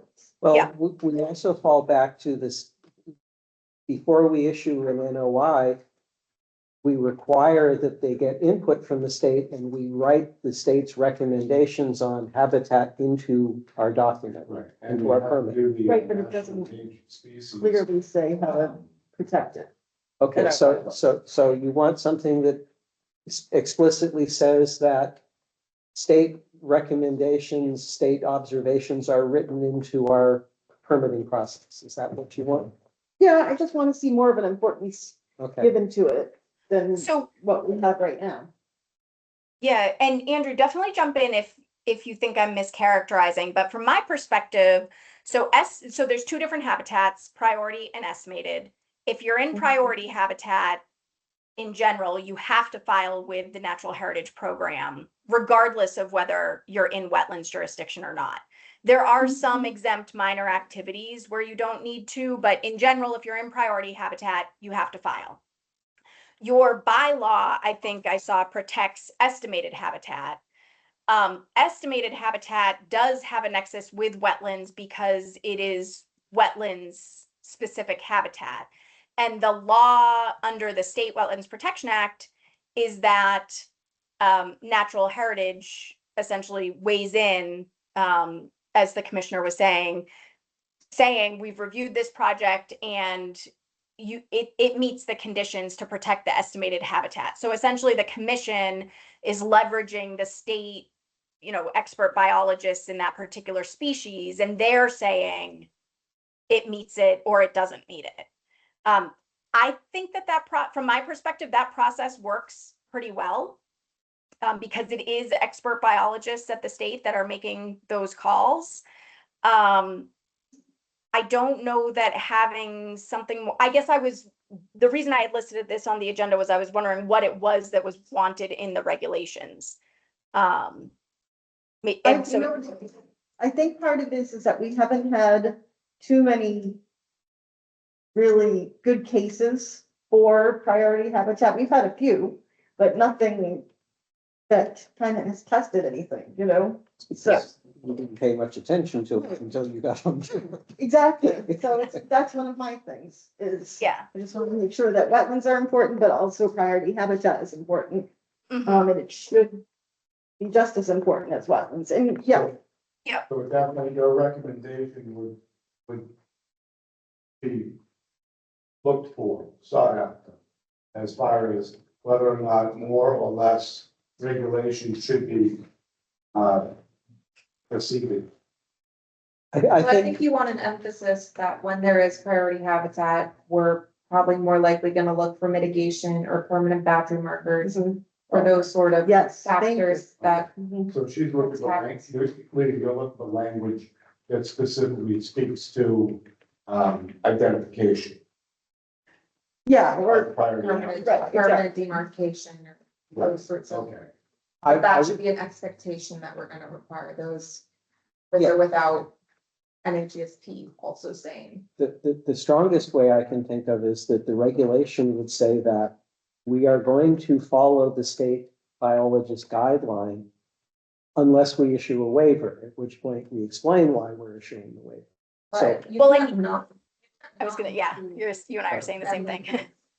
Those, can't wait. those get recorded on the deed with or without us also putting it in the order of conditions. Okay. Doesn't really matter.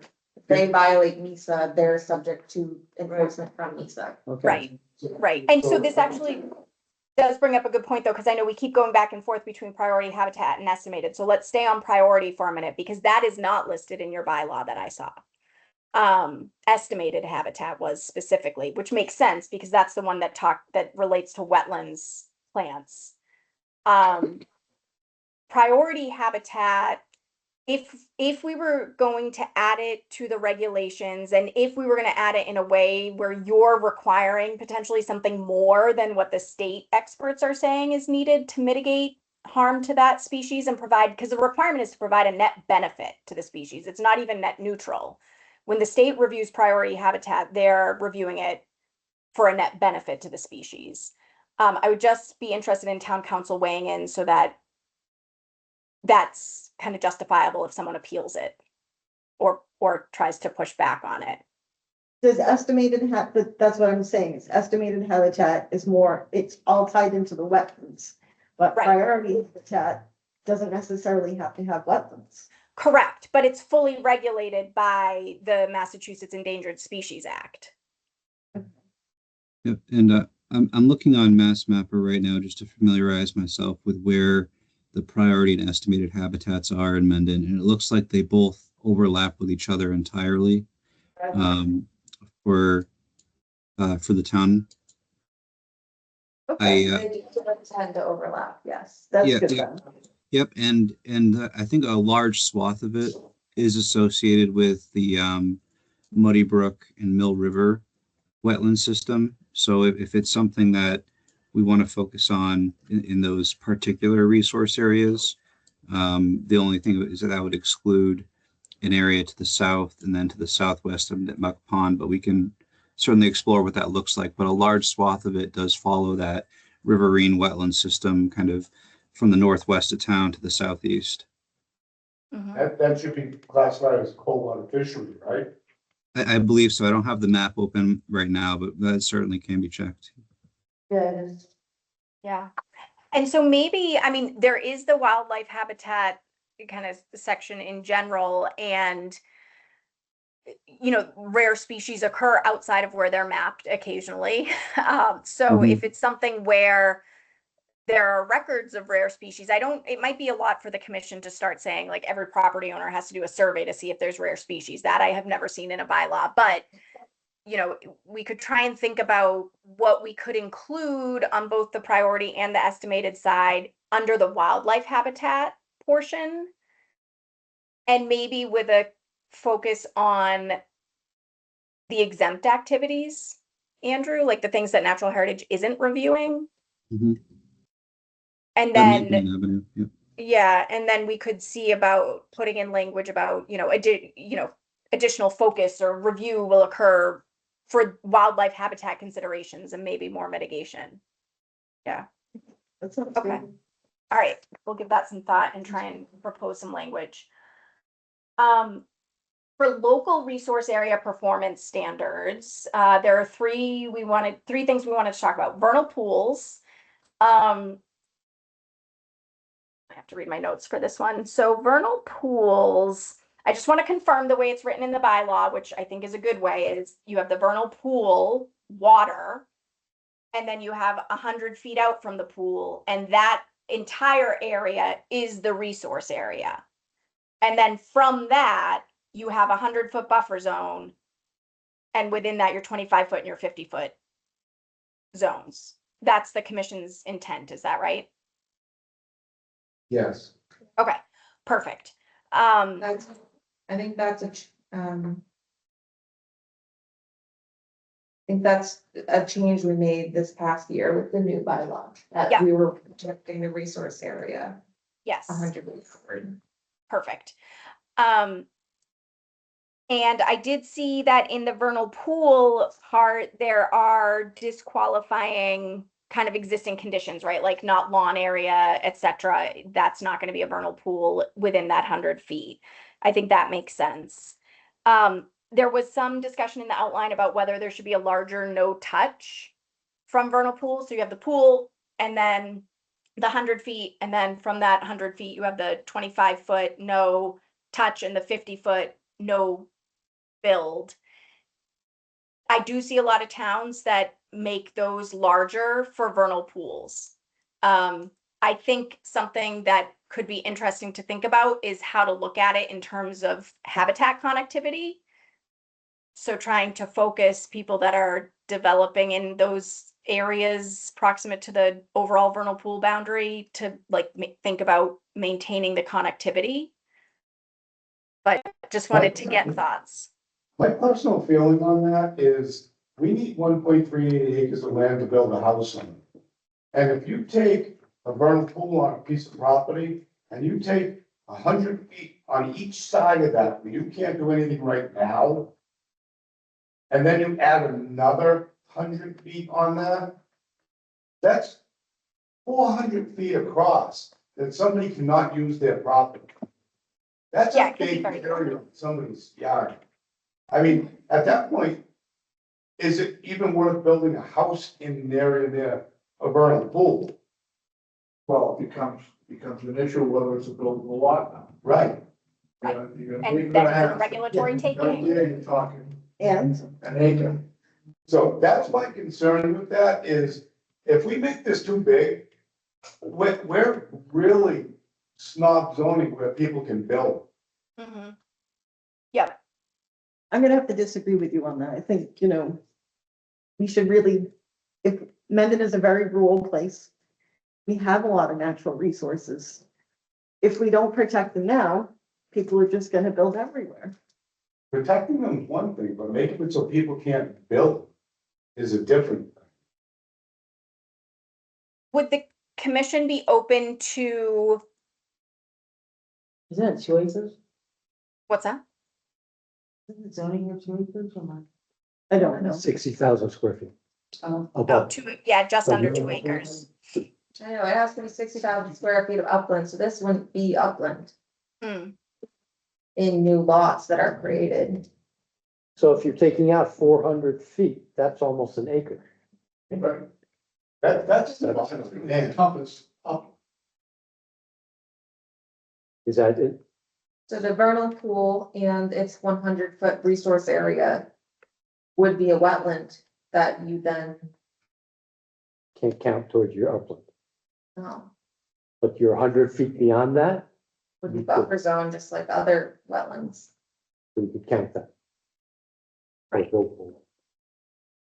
But you can't build But within that's what 100 it is feet. right now. I thought we were discussing whether we want to make it bigger.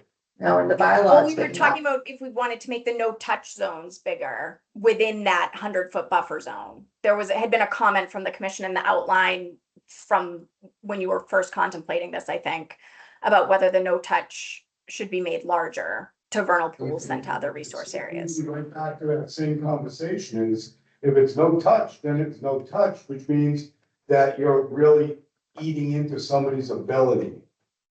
Yeah. So just, again, my personal opinion, the board has the right to make their recommendations and I firmly wish they would. Carl? My feeling, I don't want to talk about whether it's a taking of the homeowner or not. My feeling is that it will be confusing if we have different rules around a vernal pool than we do about every other wetland in town.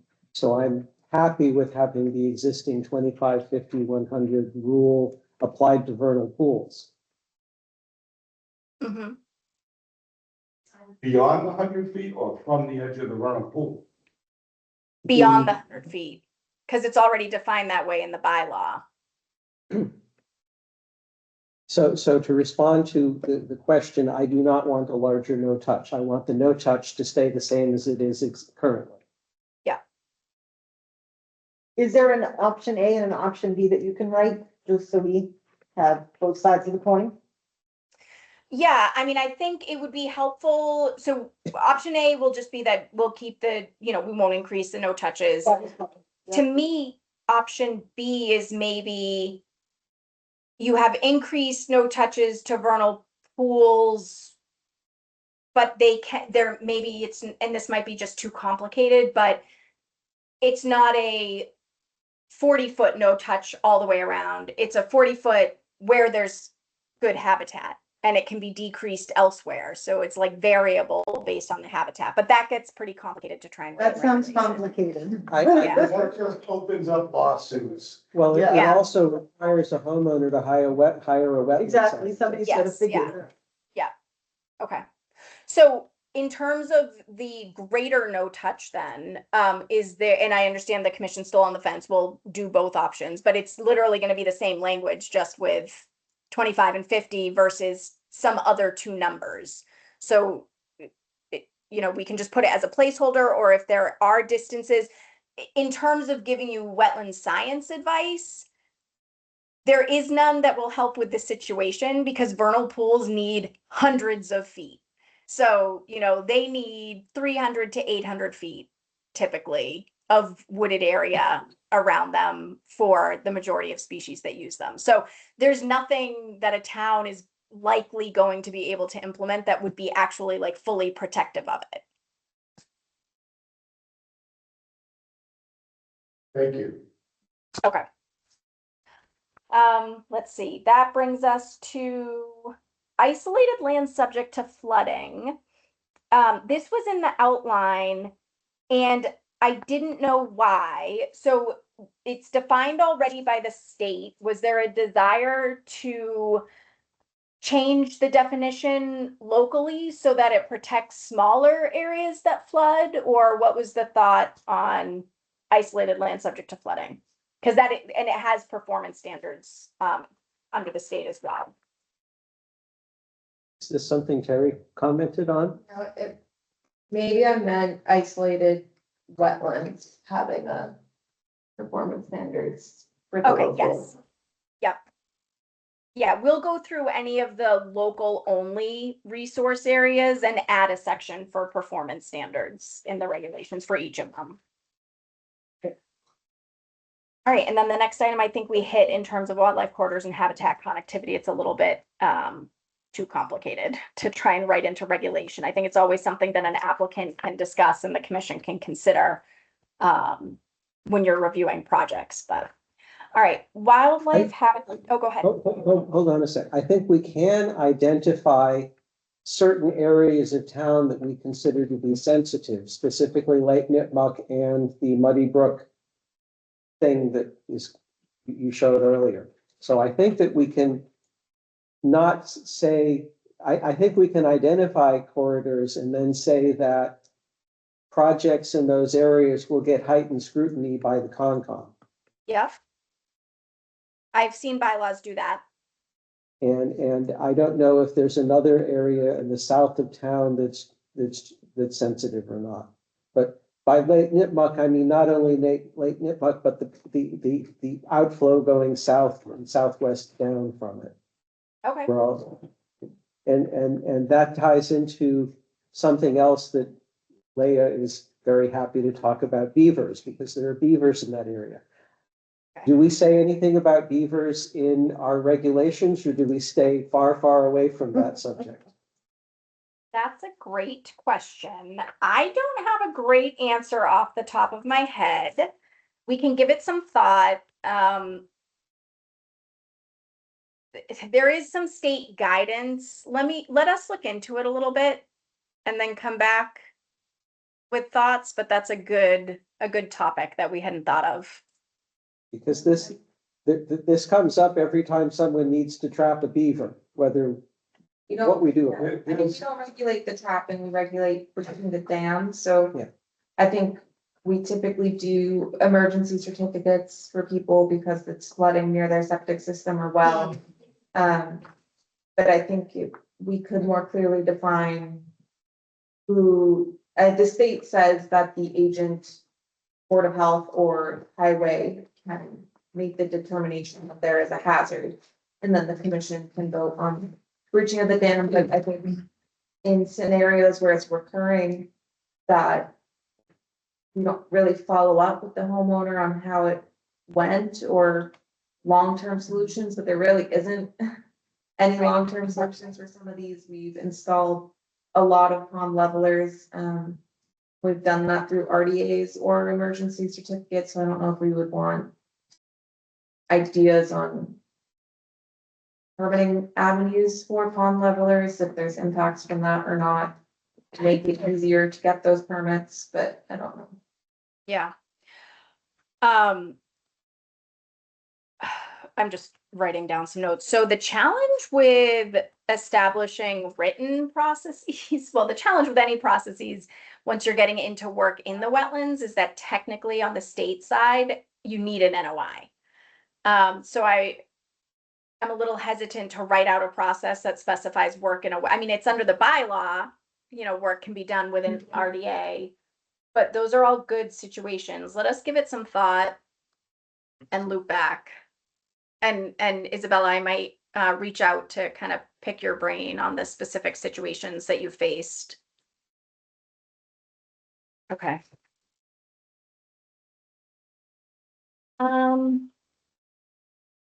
So then we've got,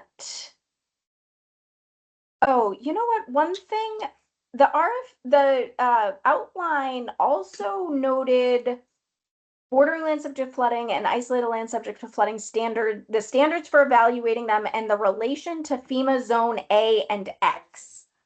I just wasn't sure what the goal was for that, just kind of explaining what zone A is and what zone X is.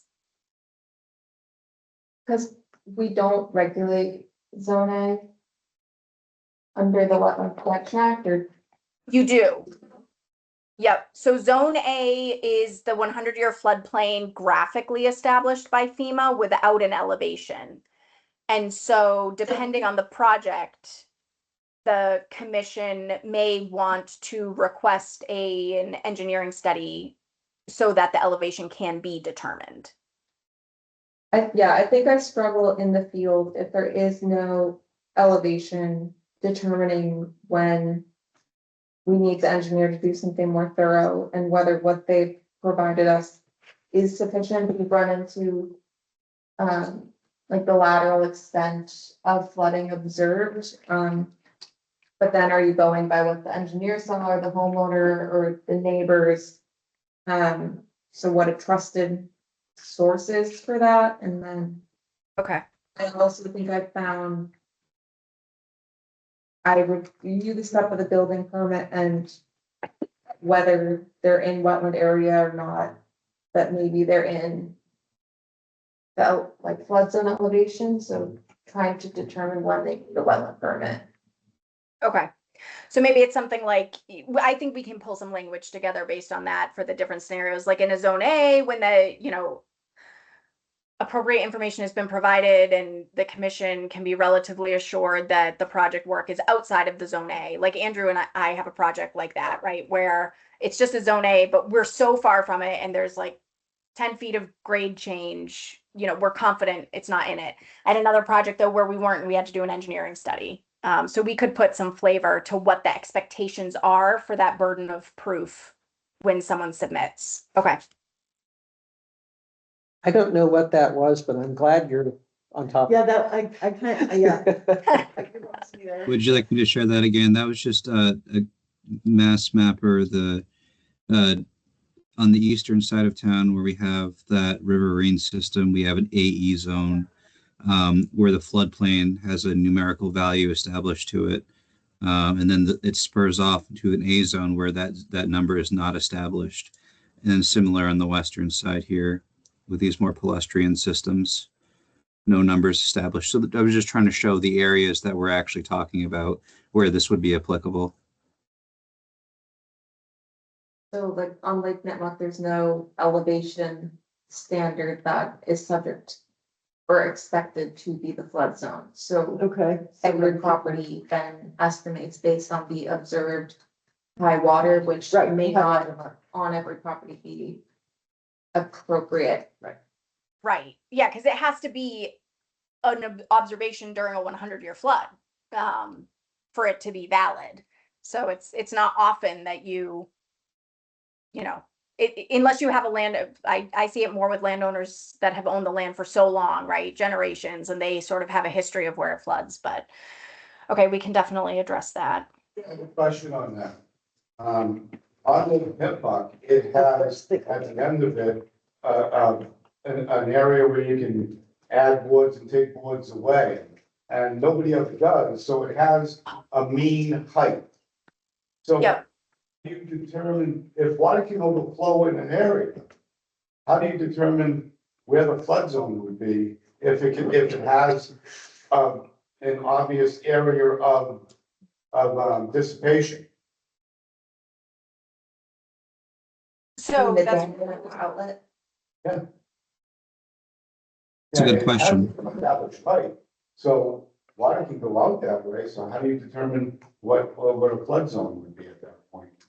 Yeah, so to do the 100-year flood, there's two kind of different methods that are available. One is a simplified method where, not to get into too much detail, but if there is enough FEMA elevation info on other water courses in the system nearby, you can extrapolate topographically.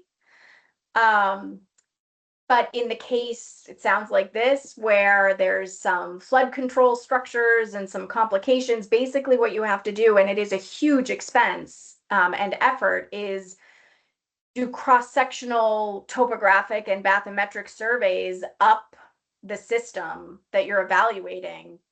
And then you apply certain precipitation rates across a certain duration, and where does that water go? So that's why people try not to have to do a flood study. The other issue that we have on the lake is beavers. Now, we spoke about them earlier, the beavers do like it, and it changes the water elevation that way too. So there's more than one factor that go into that. Yes.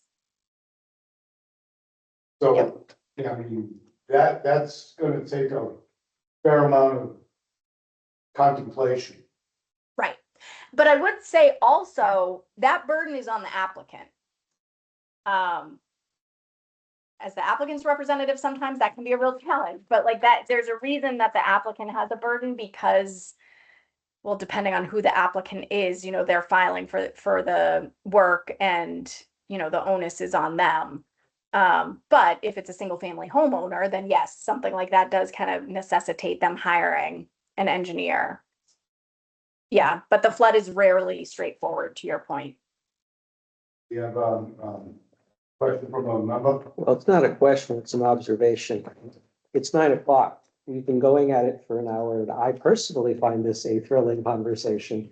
But at the rate we're going, we won't be done until 11 o'clock. So do we want to schedule an off-cycle meeting for people who are interested in this conversation to attend? Do we want to have another hour-long block in 2 weeks?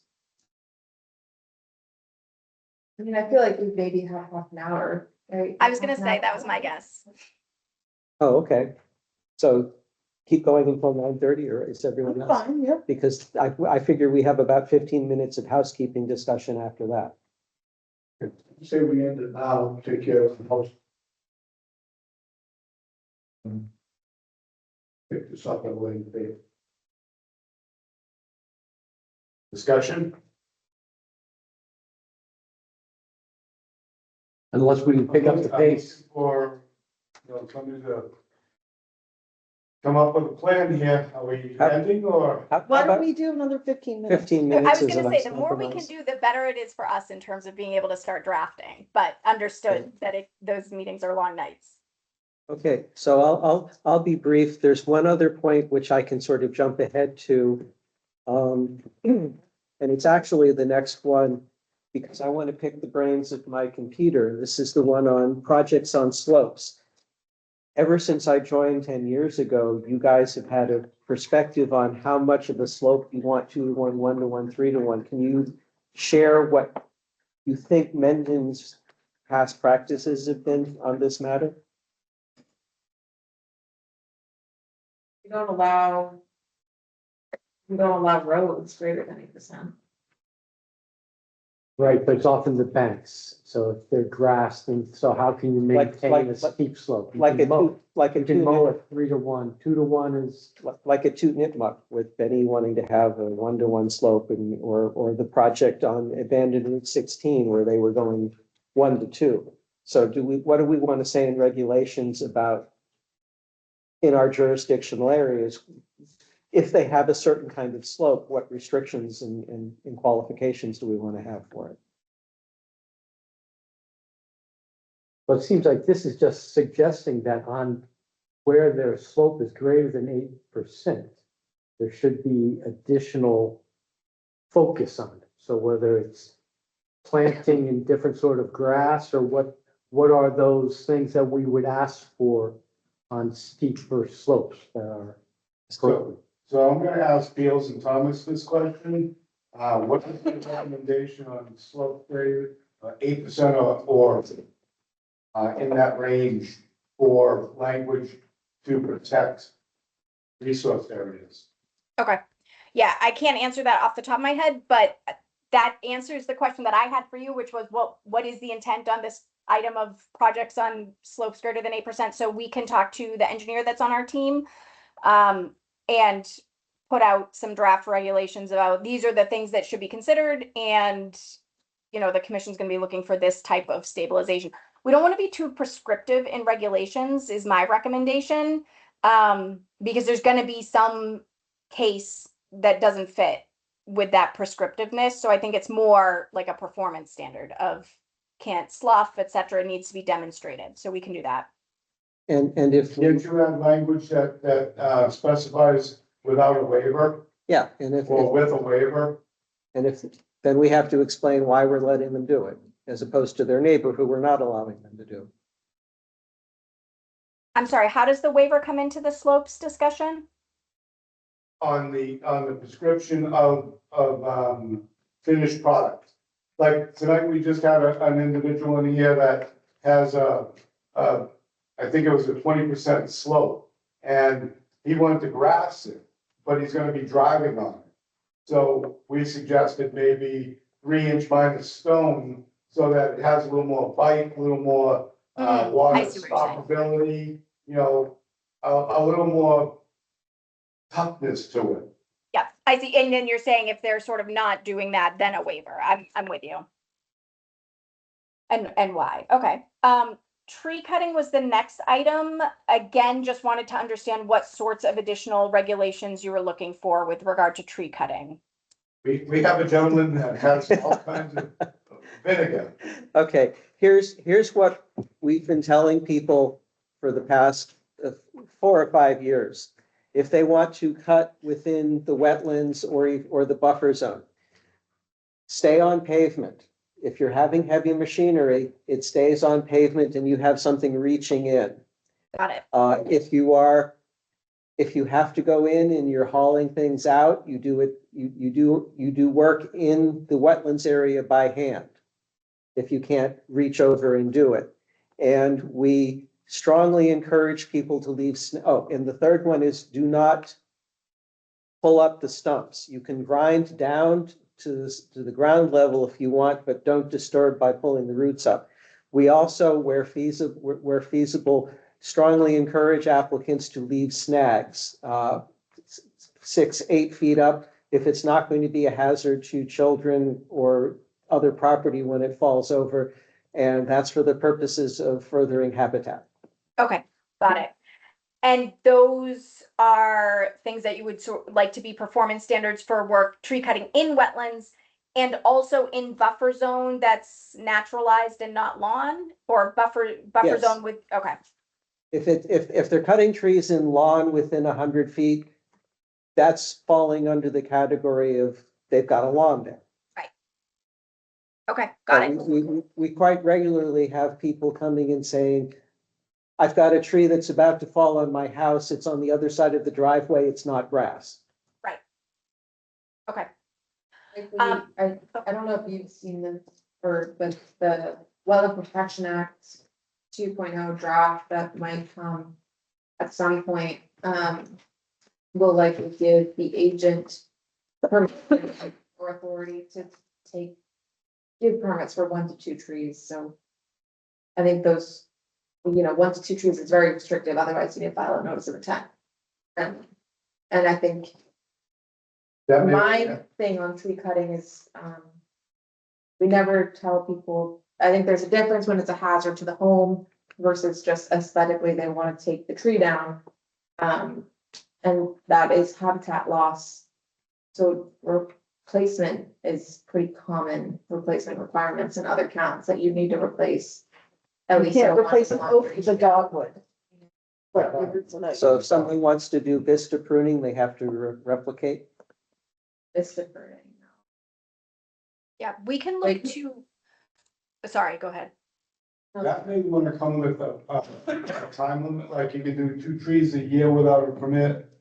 Or, 3 trees or something like that, but if somebody asked to cut 2 trees down in June and then 2 more down in July and 2 more down in August, is that what we're looking to do?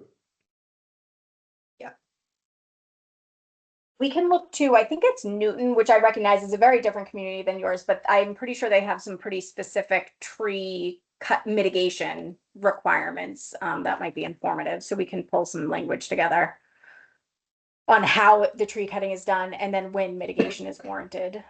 What about docks? That, I've been waiting for that. Because that's Or should we one of the skip that one biggest and save it for the items next around hour here. chunk? I So, think it's the lake. The lake itself just has so many issues. there's, I there's think a lot of concern, is new docks, old docks, whether it was before 1965, after 1965, what's allowable.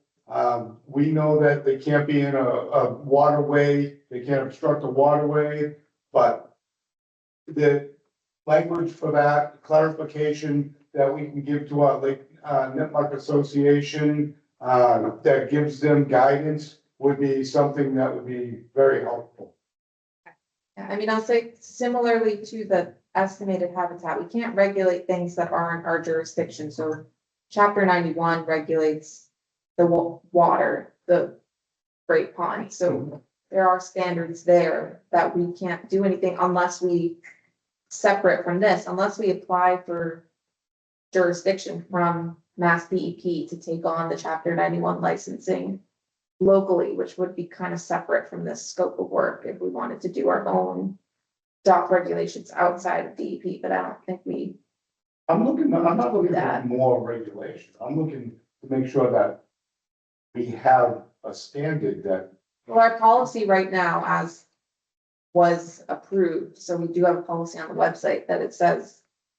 That if you're applying for a permit and we notice you have a dock, you're gonna have to get the dock licensed, which is what happened with the applicant early today. So we're not approving NOIs or RDAs for properties that may have a dock. That, I mean, I think that's what Terry was getting into with the pre-existing non-conforming. So if Yeah. we notice something on site, dock, shed, something within the no disturb buffer zone that's relatively new, that we're not gonna turn a blind eye and just review what was applied for. And gives all us these language docks, that we can go back to the applicant and say, this wasn't part of the proposed scope of work. but all docks, all new docks need permits. Okay. But I mean, we can't, I don't think it's appropriate to put in our regulations that no more wooden docks and the whole town has to take their wooden docks out. No, it's, I mean, dictating what somebody uses for building materials is our. I mean, we can say we're not gonna allow new wooden docks, only seasonal removable aluminum. Now, here's the question though, can we regulate whether it's pressure treated or regular, wood, because the pressure treated is a chemical component? Most towns are not allowing new wooden docks. Where, Andrew and Jackie, Wareham has a whole dock section in their bylaw too that we could look to.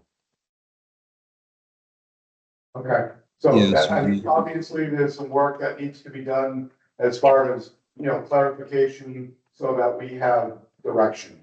Carol? Yep. I'd say, I'd ask that you work on the dock section first so that you can bring it to the Lake Nipmuc Association as soon as possible for their feedback. Every first Tuesday of the month. Okay, Well, so, they'll do a public hearing. I don't know if it's appropriate for them to have feedback outside of a meeting that's ours. Like that month will be invited to come when we have a public hearing on the bylaw. Right, I think what Carl's saying though is he wants to be able to have something to go to the Lake Association with to say, we're working on this. This is some recommendation. What do you think of it? What is your feedback? Just as they're asking for our feedback, I think it's appropriate to ask the Lake Nipmuc Association for input specifically on docks. Because it's going to impact them more than anyone else in town. And then, you know, in order to try and expedite this a little bit, we own 600 acres of forest land. So forest cutting plans and stuff like that, it'd be good to have something that speaks to that, because we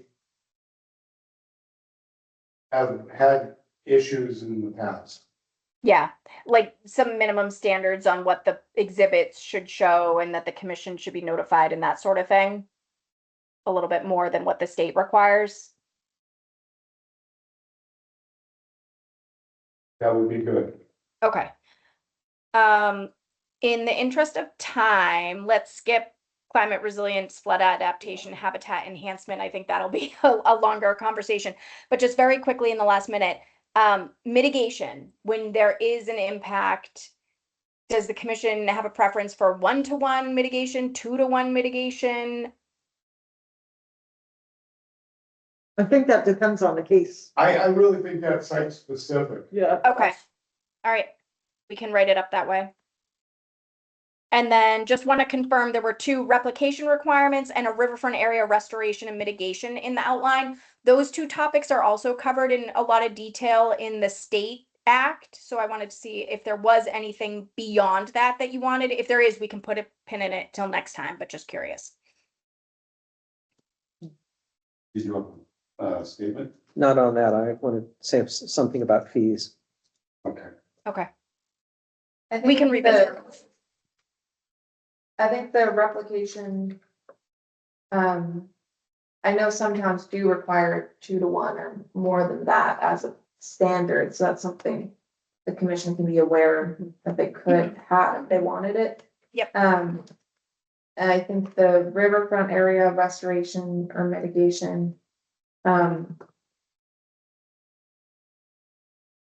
just because the 100-foot and the 200-foot are riverfront area regulated differently, but I don't know that it needs to be stricter or anything than the state law, but Here's a question. Would we be getting into legal issue if we put, language up to 2-to-1? you can be more strict, you can't be less strict. Right. Right, but 1-to-1 is standard, isn't it? Yeah, 1-to-1, we don't need to even Yeah. talk about it in the bylaw because that's what the state requires. Right, so, I mean, that's, my question was, is would it be challengeable if you put language in up to 2-to-1, depending on site size?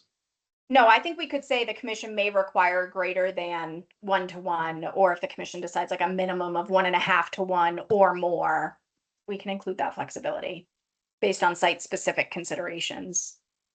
Okay. Great. So It is 9:17. We did make it through the vast majority of the agenda, so thank you all very much. We did have a section on filing fees. Someone had a comment they wanted to make on filing fees. One last question, yes. Okay. Yep. Yeah, my feeling is, yes, we want to raise our rates to our peer communities, as I said what a peer community was, because we've ignored it for all the 10 years I've been here. And my other one is that I'm very in favor of a sliding scale so that the homeowner doesn't get slammed anywhere near as hard as the big 23 Cape Road project did. Okay. I think, but so Jackie has done a bunch of research and we have some initial recommendations. So maybe what we can do, Jackie, is just put that into a separate memo and send it to Isabella, and the commission can discuss it, review it at your leisure, and let us know your thoughts. Okay, yeah, I can put something together that's like a range of recommendations as opposed Yep. to a set fee, Yep. because the fees do vary quite greatly, town to town, so. Yep. I appreciate, the example typically spend X amount of hours on an ODA or notice of intent. I know the Board of Health recently did their fees and they did incremental raises for the next 3 years based on both the administrator and the agent's time at their current or average salary rate. So I think those considerations are important so people can understand what they're paying for. But I also do want to make sure, right, the point of the permit is review and approval and considerations, not that we're collecting money to collect money. And there's really not too much that we're even able to spend the money on that we collect for filing fees. So I think proportional to staff hours and considerations for that mailing, it costs $15 to mail out the permit and twice that if I'm mailing it to multiple owners. So making sure the fee covers all the expenses. Got it. Okay. We will continue on. Thank you again very much, everyone, for the great discussion. And we will be back in touch with you, Isabella, as we have pieces or questions and can figure out when we want to get together next. But I think it makes sense for us to have some thoughts and language maybe for folks to react to. That sounds great. Thank you. Awesome. Well, it was nice meeting you all virtually. Thank you. Have a good night. Thank Okay, you too. Thank you. Thank you as well. Bye. Thank- Okay, so item agenda number 9, updates. Chair. That's you. Well, I did not make the Lake Nipmuc Association meeting, so better luck this month. I thought that was a good meeting with Beals and Thomas. And that's about what I got. There you go. I don't have too much. I've been playing catch up for the past week, so I'm still behind. I haven't made it to everything. But making, the grant applications and inspections and reconstruction meetings, I feel like I haven't been in the office at all, so.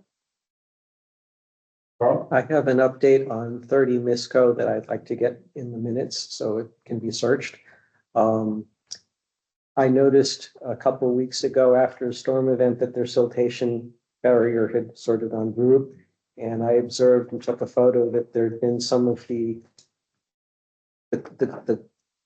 gray clay that they put around a wellhead had gotten over the siltation fence. Isabella contacted them. They fixed it. I went out there this afternoon and the fence is now much less stressed. There's a little more overflow, but I don't think it's significant, and I'll keep monitoring it after upcoming events. So, summary, I observed an issue. The homeowner worked on it, and we'll see whether their fix holds in future events. Thanks, Carl. Venues? Nothing to report, although, different topic, I got a call from Jane Roll, who's concerned because she saw some trucks going in Richie Corcoran's. So he's got a permit, so I don't know if you're. I've been out there quite a bit, Okay. almost every time he moves the erosion control, so. It's in good conditions, he's Margaret, the professional wetland scientist, is supervising the planting, so. You know, the work in the back is outside of jurisdictional area, I haven't seen anything indicating impacts, so. It, he's excavated those, there were two large piles on either side, so those are excavated, and dug down to the topography and hydrology for the. What address is this? L 42 Melville. The guy that was in the garage.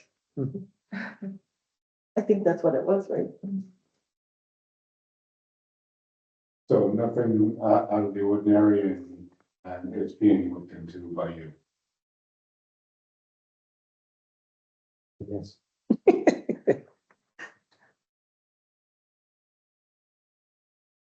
Review and approve minutes for May 14, 2026. Everybody a chance to read them?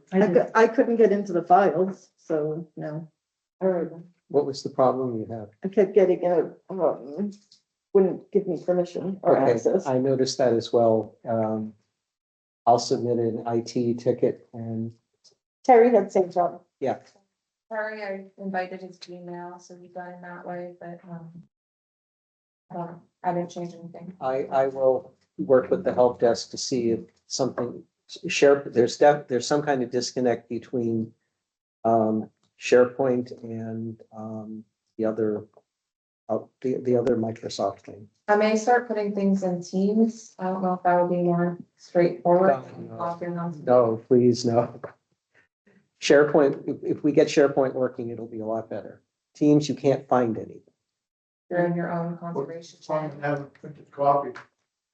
At every meeting, we go, oh, yeah, okay, I make a motion to accept. Yeah, but we like to look at it ahead of time. Yes, which is fine.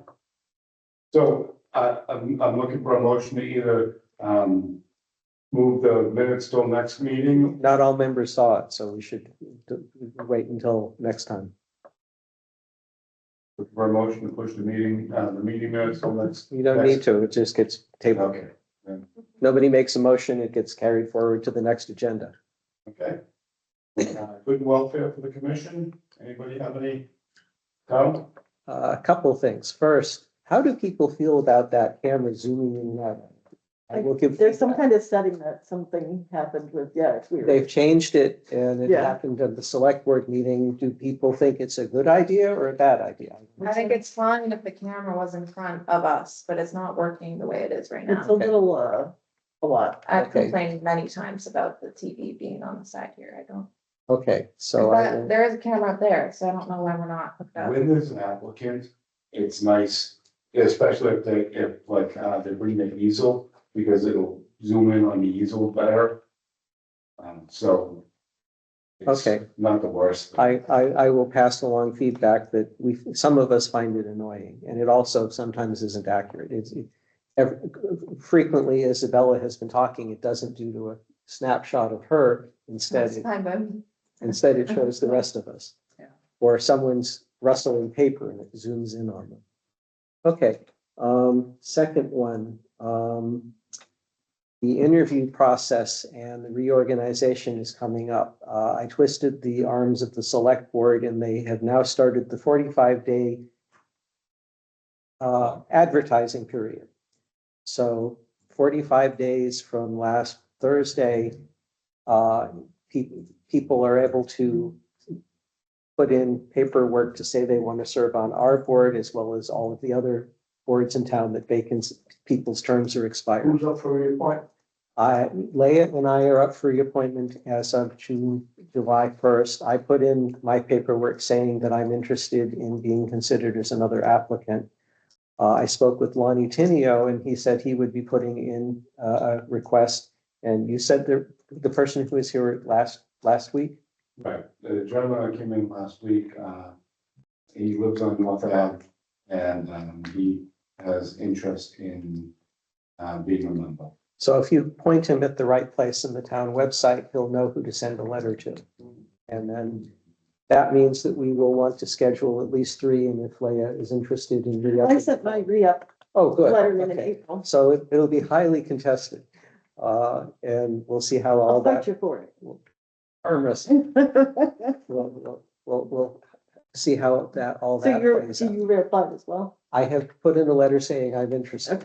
We'll see how things play out over the next month and whether I jump ship and go on other town committees or continue to be interested in staying. Mike Caroli is the new chair. Elena is the vice chair. Oh, okay. That's And their, Brian Morford is the new member. Mike Goddard did run again. Oh, so there will be an interview process, and we'll get that on the agenda once we know when it's something you and Isabella would work on. The other thing is the reorganization. The reorganization last year was a little confusing.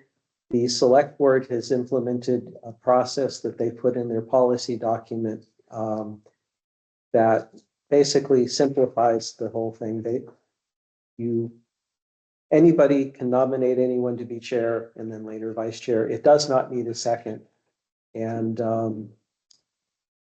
that streamlined the process. So I sent Isabella and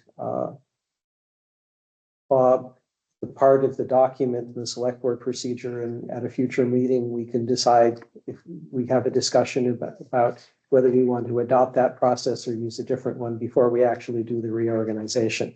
Reorganization would happen the first meeting after we find out who gets appointed to the 2 slots.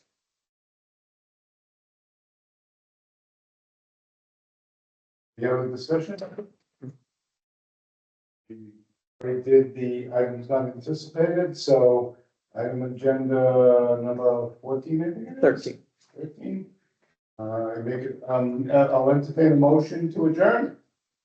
So move. I make a motion to adjourn to the. I second it. All those in favor? Yeah. That's unanimous. you still haven't heard from back. No. I can take.